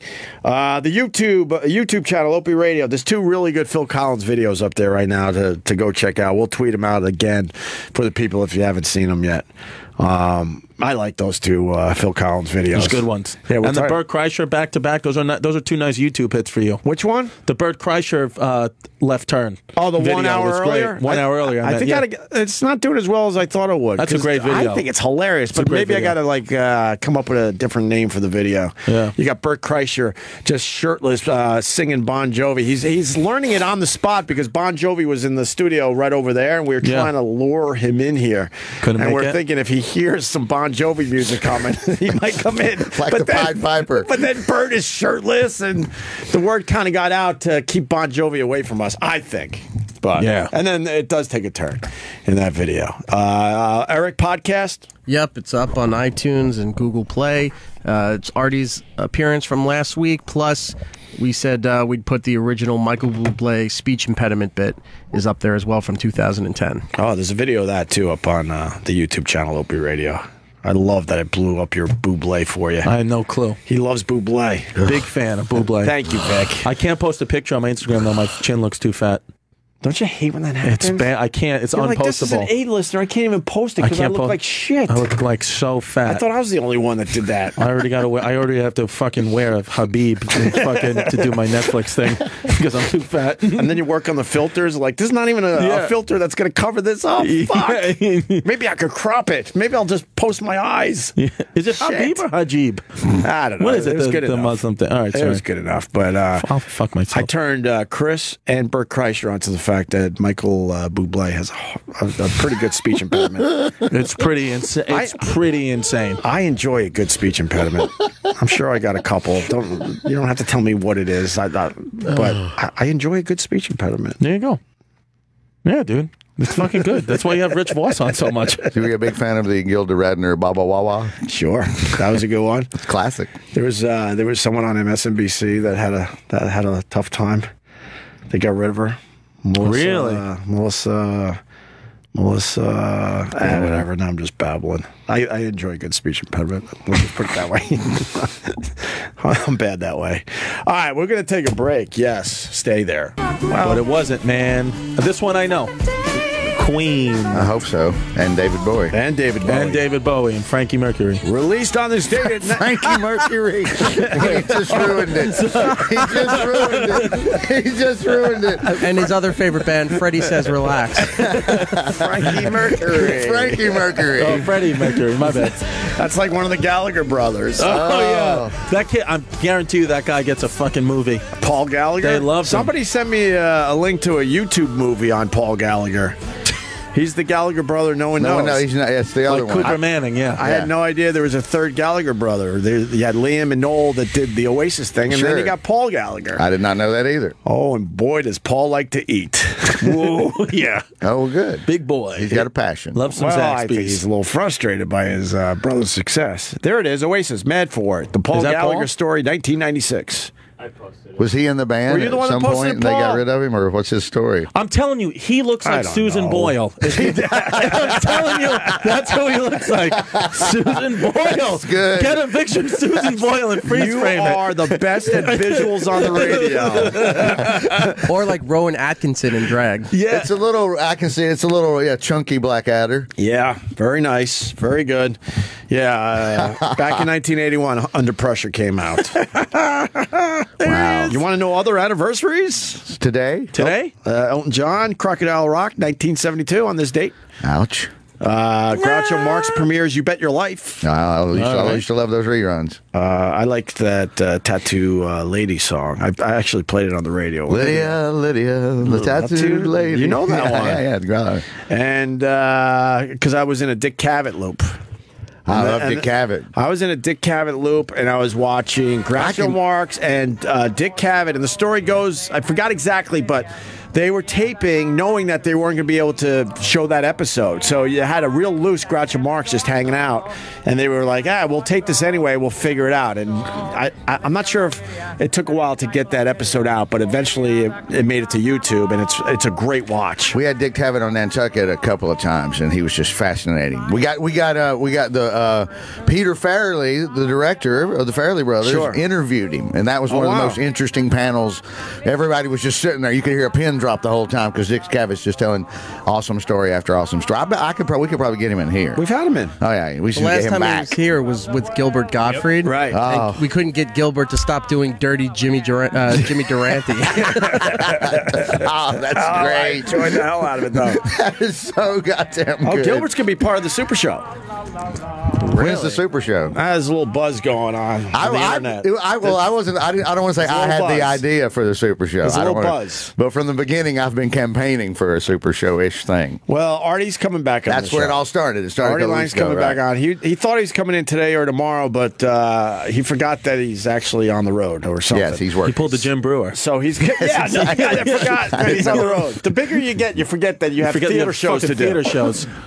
So he's coming on, I think, Tuesday. He thought then he was coming in on Monday, but I said, I got to trick or treat. I'm trick or treating with the kids. We're going to play the record company concert on Monday, so that's going to be kind of cool and different.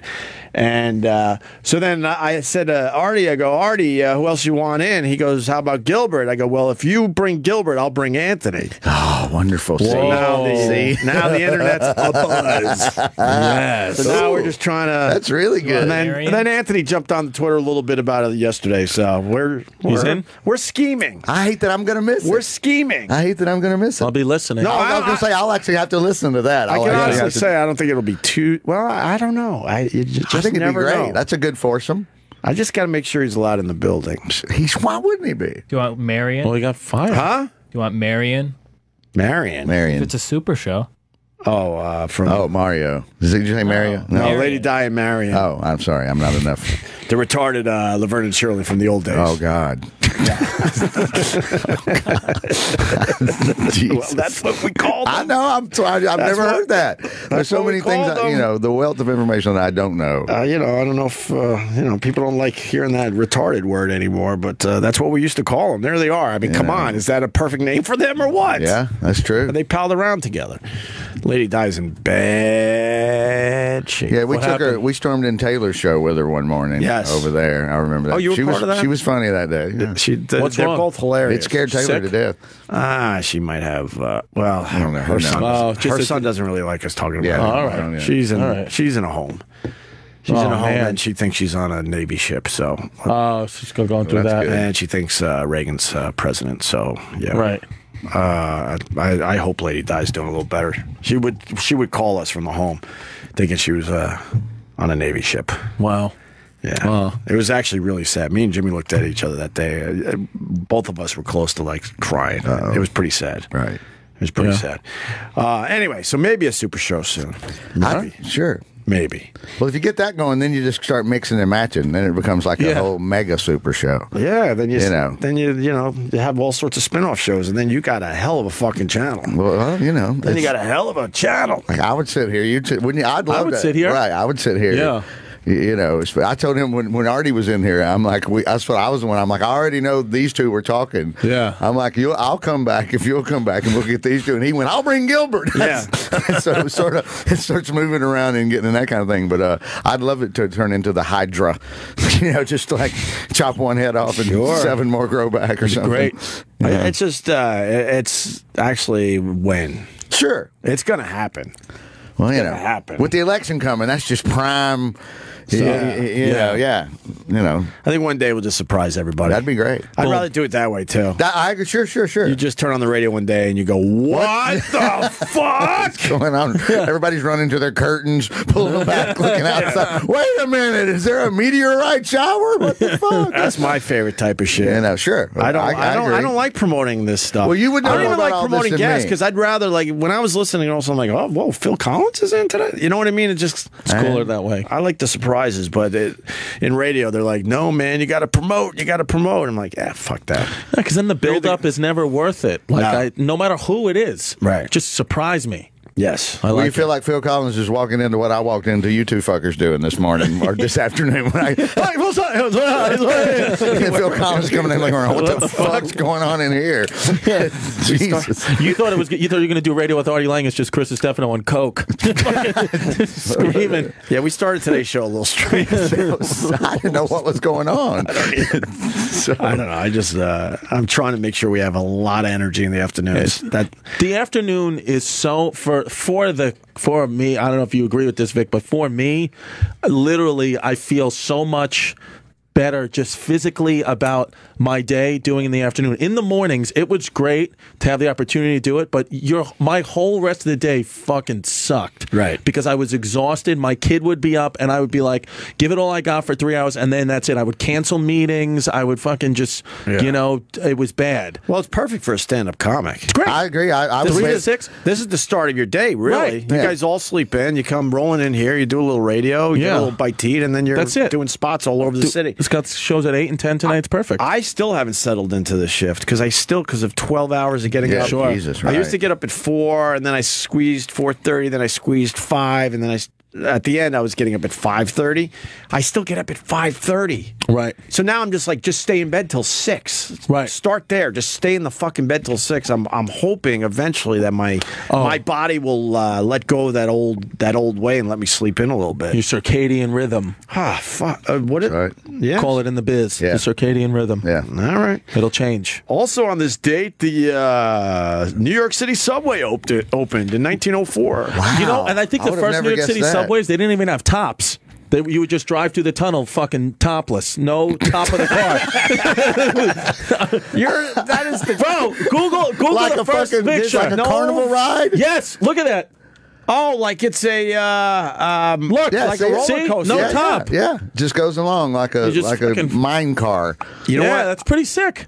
You know what? I just saved myself $100. I was going to bet you. I'm like, get the fuck out of here. That's cool. It pretty much looks like a roller coaster. No, it's great. Dude, Yeah, exactly. great documentary. I think it was on the History Channel like 5 years ago. It's about the sandhogs. Right. I love that one. Yes. Oh my god, Yes. it's so crazy what these fucking guys do. One of my I guess if you talk bucket list, I want to go underground and check that shit out. You've told You me can. this since I I've know. known you. You have I been saying guarantee you a this. sandhog listens to your show daily. I guarantee when you. me and Anthony were on at WNEW, we ran this fucking city. If we would throw something out like that, Sure. we would have 5 people go, dude, when you want to go?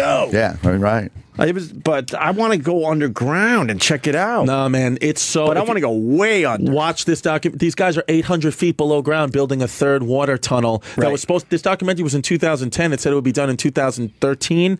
Now it's going to be done in 2020. And if one of the water tunnels in New York City gets disrupted, this city would be fucked. They need that third water tunnel. It's urgent that it's built. And this is what this documentary is about. And they're slowly building it. Yeah, and then how do you figure that shit out? It's crazy. Do you ever Math. lay awake at night going, how the fuck they figured that stuff out? I lived with the Smith brothers in college, and they're both mechanical engineers, and their 2 older brothers are mechanical engineers. And there's nothing an engineering brain. Right. They look at the most bizarre situations and go, oh, yeah, you put a protractor on that, give me some graph paper, all those thermodynamics, and da-da-da. Here we go. And it's just goddamn, I'll get all cheesy. This is where the fucking human brain is amazing. Yeah. You know. Well, what happened? My tunnel would be a foot off as we go. So then by the time it hit the city, we're hundreds of feet off.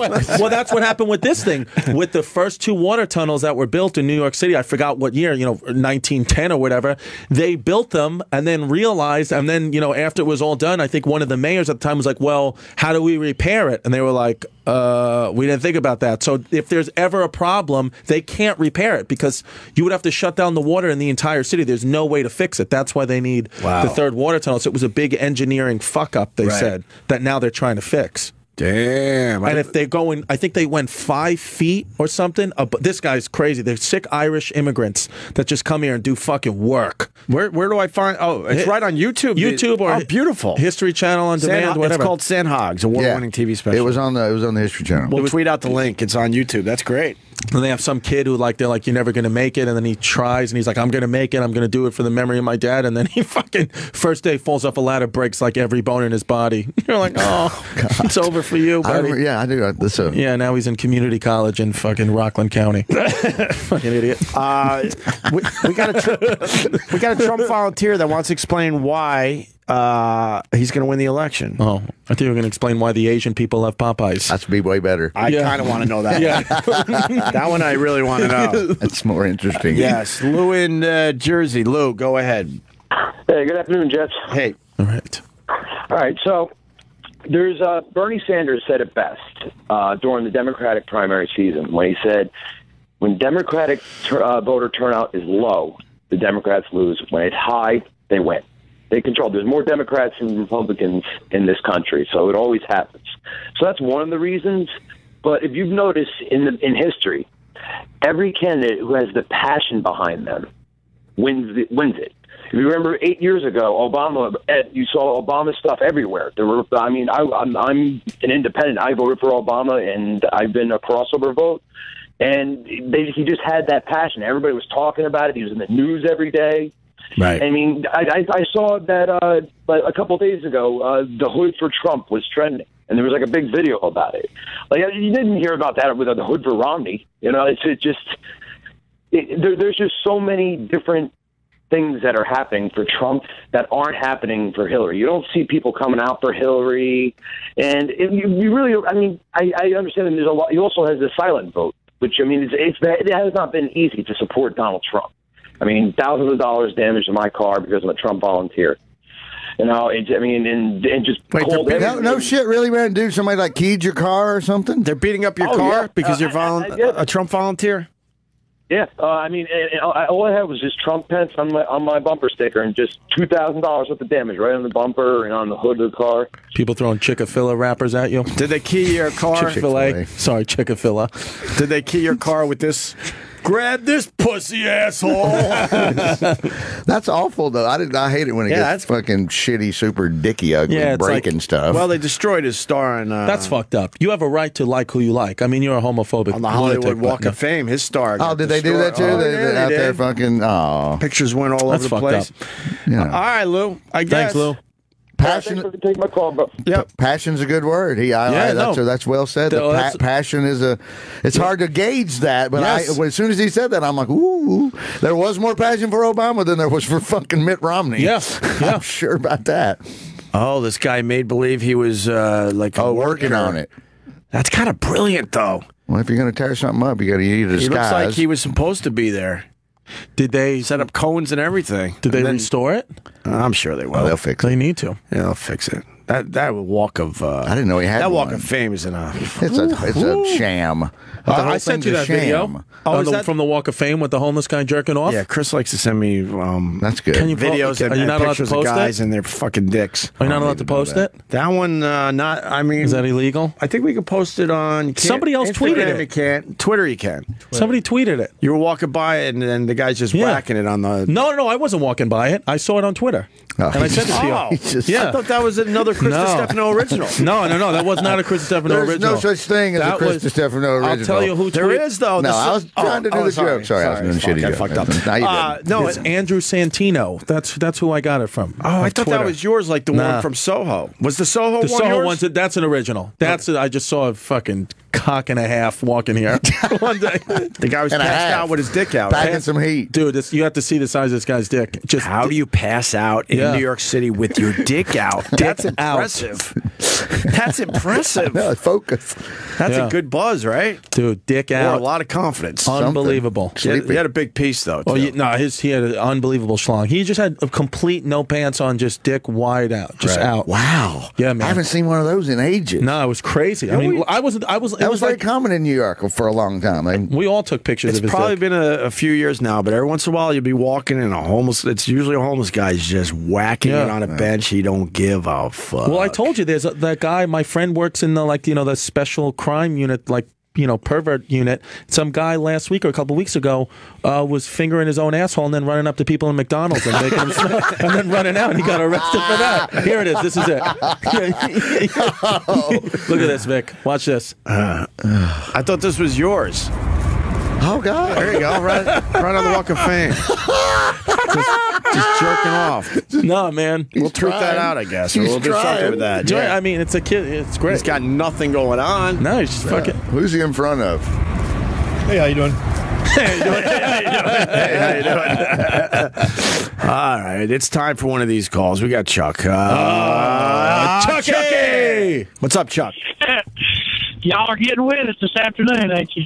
Yeah, kid. Yep. Chuck. Hey, listen, I was going to tell you about something, but you're talking about sticking fingers in your asshole.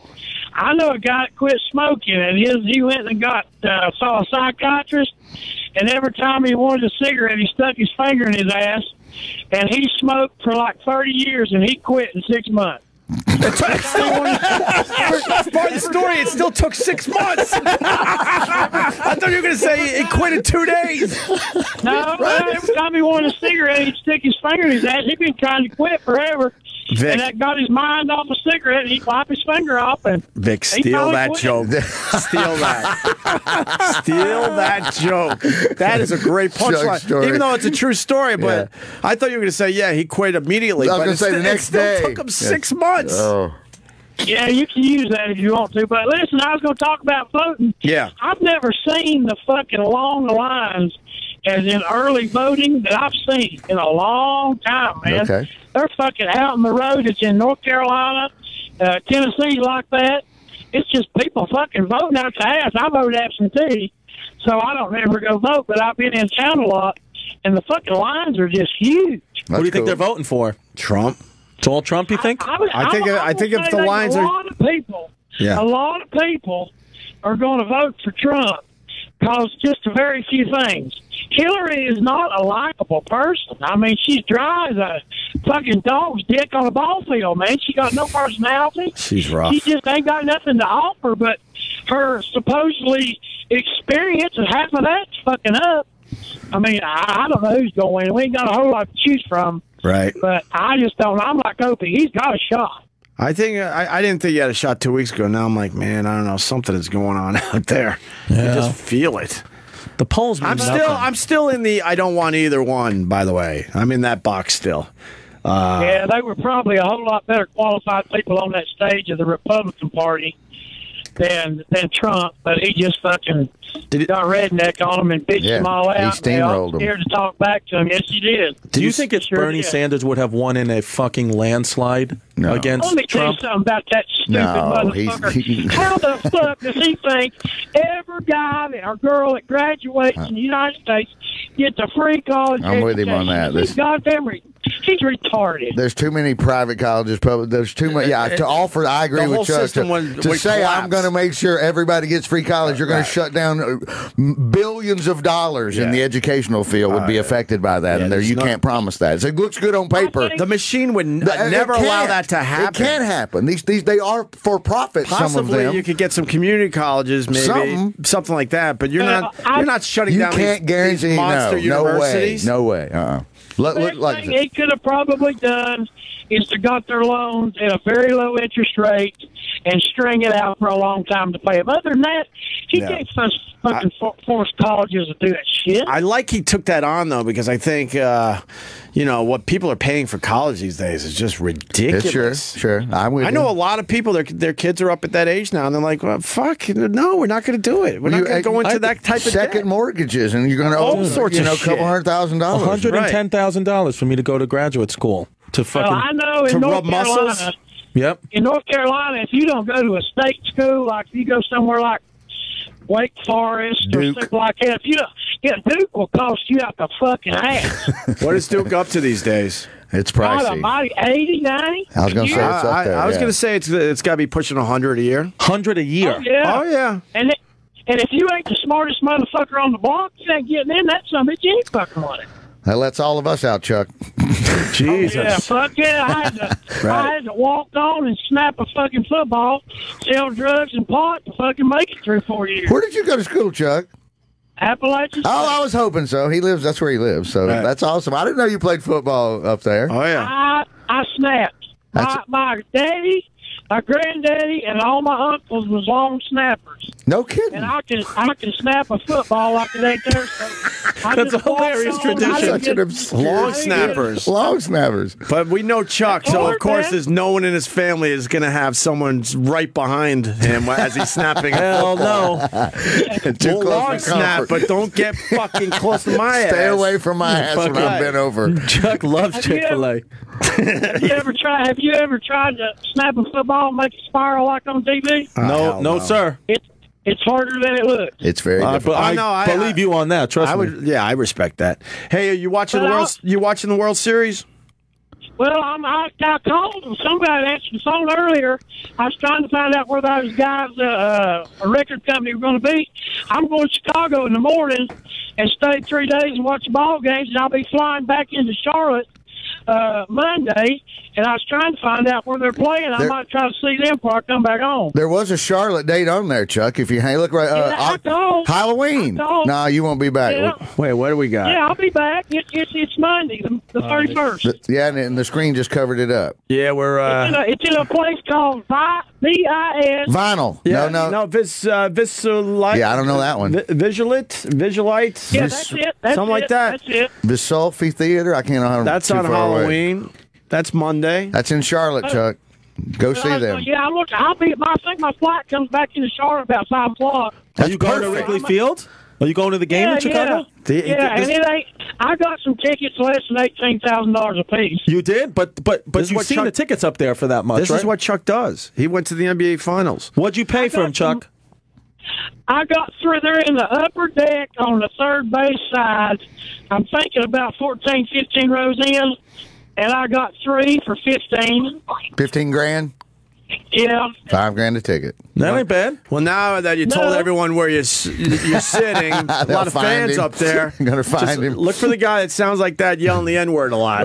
Well, I got me a plastic flask so I can get in the ball game, get me some wild turkey and a little bit of Sprite. I got a friend of mine that lives in Joliet, which is southwest of Chicago.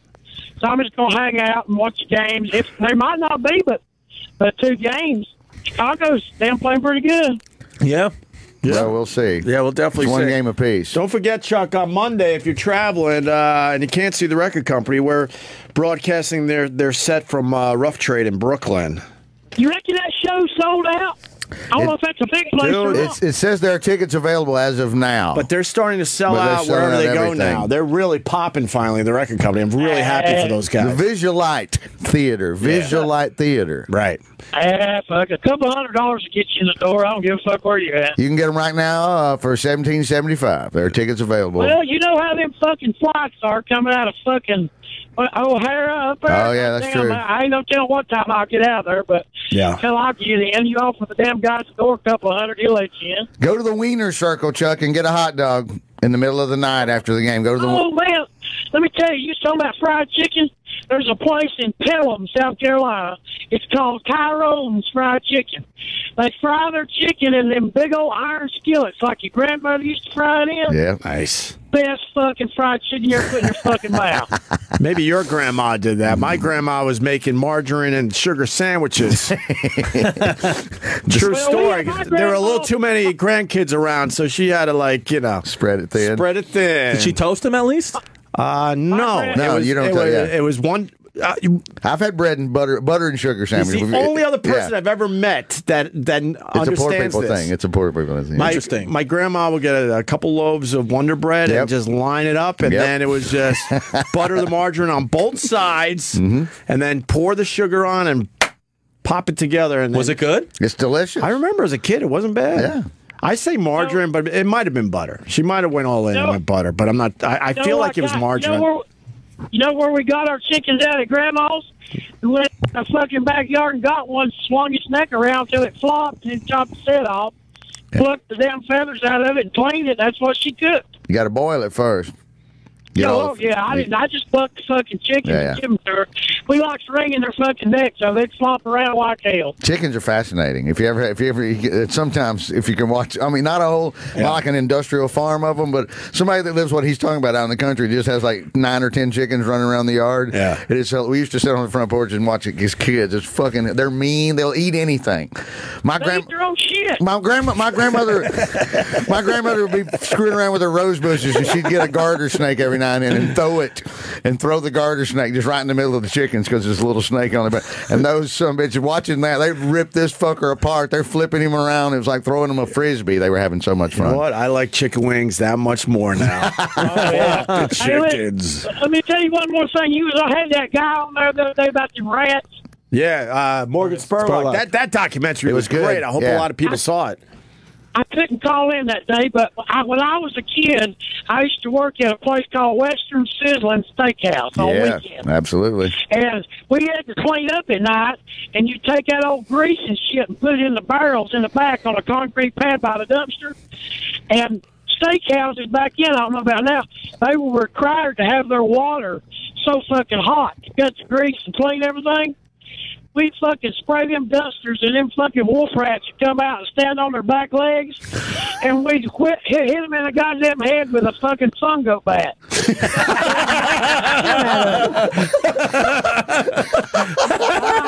I tell you what, these motherfuckers didn't come back at you. You got a Babe Ruth swing with a fucking fungo bat on your ass.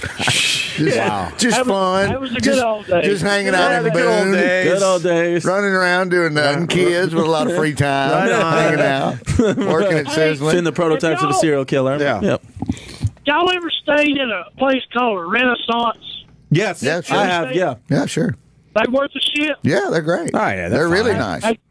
Okay, that's the only place I can get a room up there. I don't know how much it's going to fucking cost. Yes, that's going to be pricey, Chuck. That's going to be pricey. How do you make all your money, Chuck? What does he do? Oh, God, Oh, we gotta sorry. do this again. Forget it. Sorry. He used to own a Christmas tree farm. He sold that. He's pretty much retired.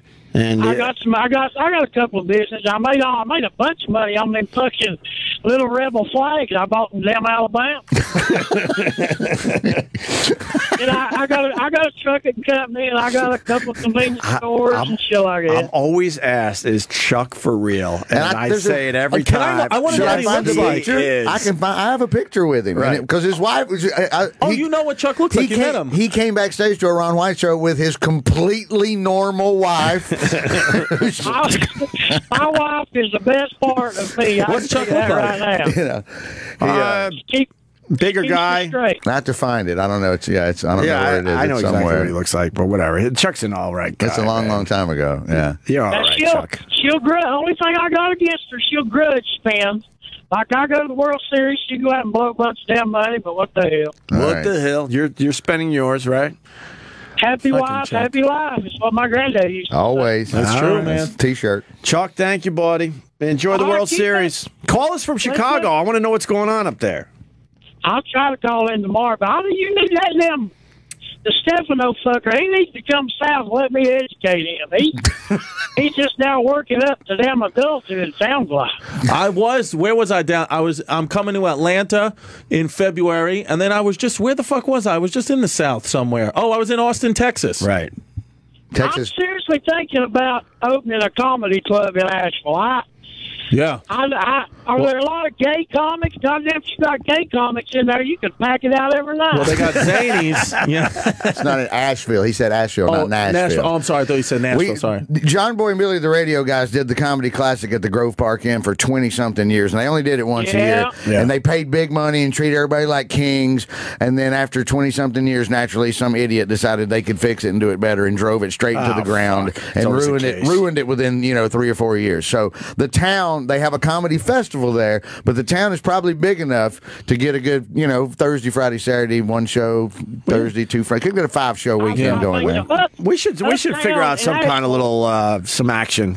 That'd be a good place in Asheville, the town park's really hot right now. It's a great town. Beer joints. You ever been to the Grove Park Inn? That's where the gig was every year, Chuck. It was amazing. You ever been? Have you been there? Yes, Chuck. I did the gig. I'm sorry. I didn't know you kids did it. I did it like 5 times. Yeah, it was amazing.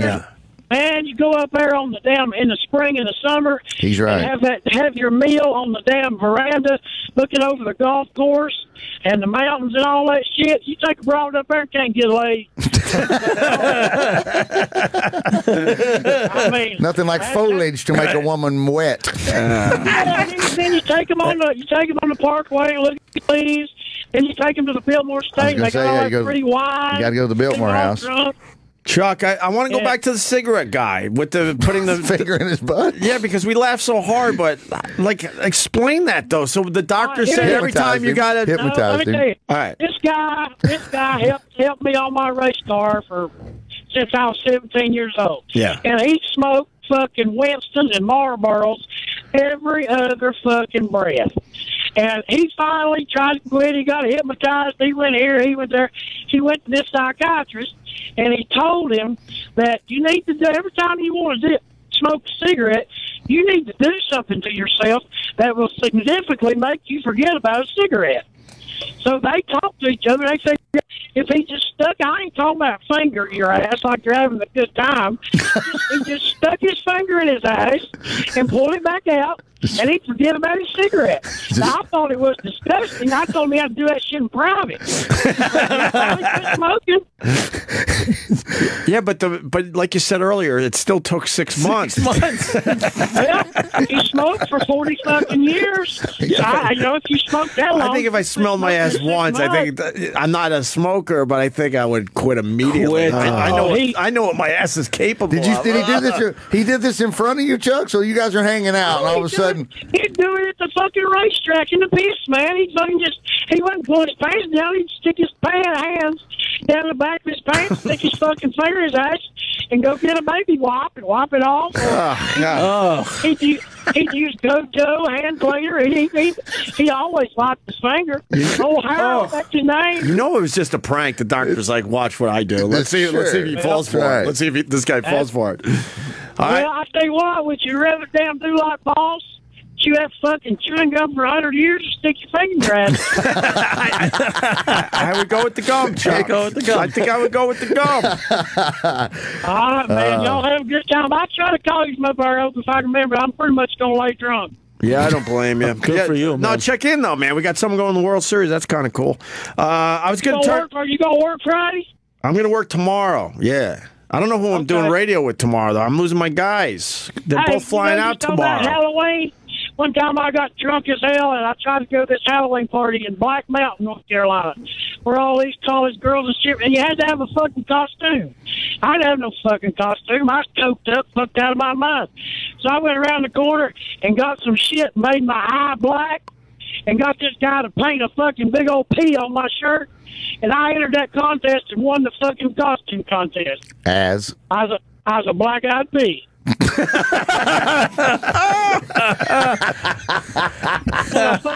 I want a case of Budweiser Talls. He makes not the regular size, tall boys. Tall boys. Oh man, Chuck. Chuck could be fucking third mic. Thanks for not saying the N-word this time. I appreciate it. I'm trying to straighten up. All right, that was a perfect call right there, man. I'll see y'all. Y'all be careful. Bye, Chuck. There goes Chuck in North Carolina. Fucking Chuck. He's one of my favorites. I was going to turn him on to the Hillary clip. She now likes Mexican food. So whoever she's got to relate to the people she's around all the fucking time. Do we have that there, Paulie? Oh, yeah, and then the Sixers fan who got thrown out of the game. I didn't see that. That's terrific. Yeah, look at this really fast. We're talking politics. Yeah, we just got to find the spot. Hold on, man. There's Hillary coming out. No, they got a token little person to bring her out. I swear I thought that was Brad Williams for a second. Oh, my God. Yeah. He's in Mascots, I think. I know. I just realized that. Now I got to watch that show. On Netflix. Thank you. Es maravilloso estar aquí.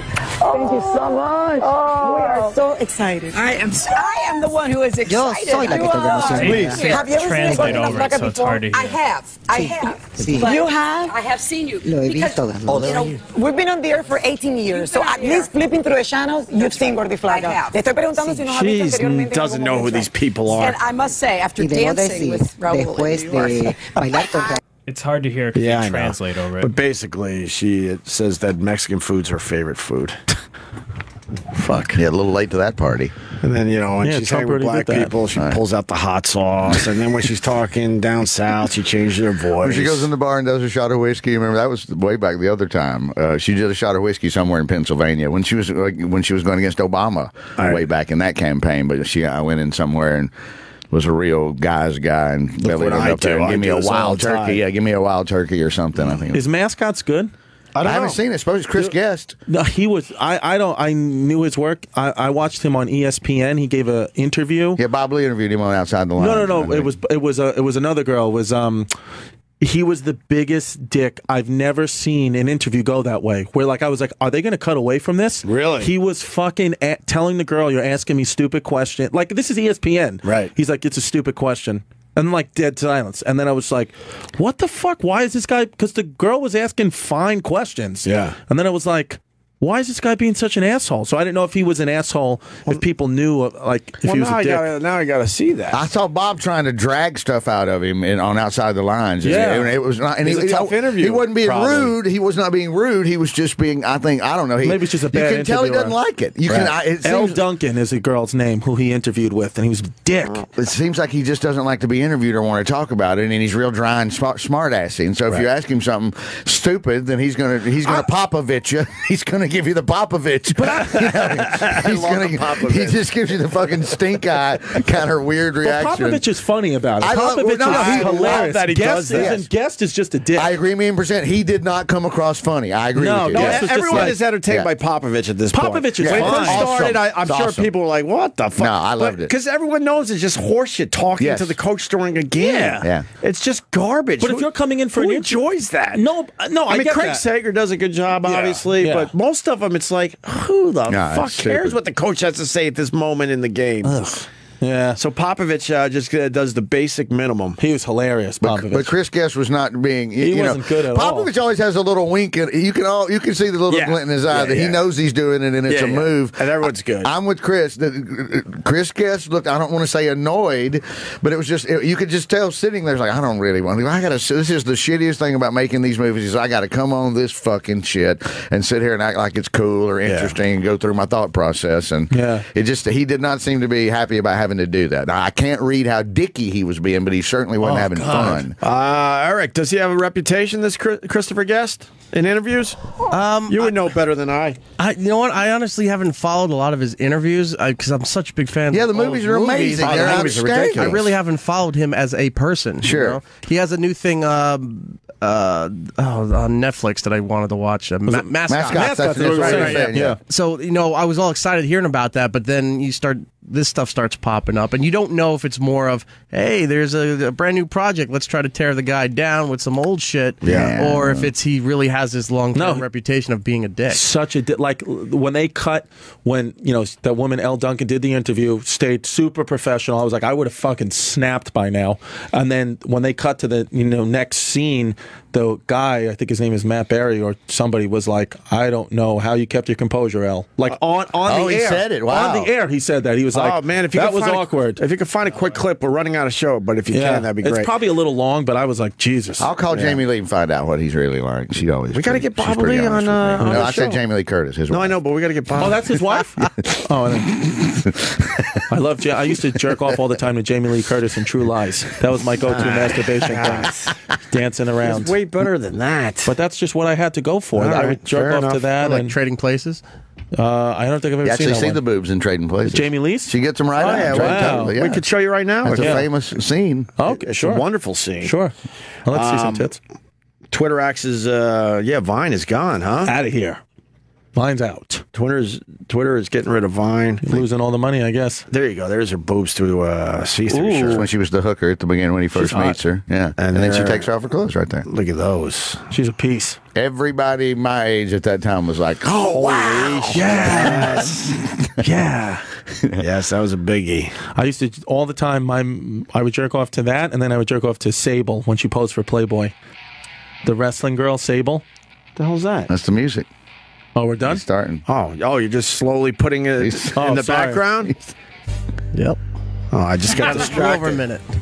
All right, we'll start wrapping up. All right. Turn that music up there, Eric. Yeah. Thanks for listening today. It's a fun one. I'm coming back tomorrow. I don't know who I'm doing radio with. I want to do radio with these guys and a couple others that you know by now. I'll figure it out, though. Maybe Sharad's around. Sherrod. Yo, Sherrod, need you tomorrow. My mom just called. She's free. She probably would be. She's super entertaining. She probably would You be could great. probably have Chuck on the phone for 3 hours, and that could probably be a guest. He's such a natural at this. Yeah. Eric is yelling at me. Plugs. What about the podcast? We'll start there, Eric. It's up on iTunes and Google Play. Artie Lang and the original Michael Bublé speech impediment story. So go download that. I'm going to plug my Instagram, Opie Radio. I'm doing Instagram stories.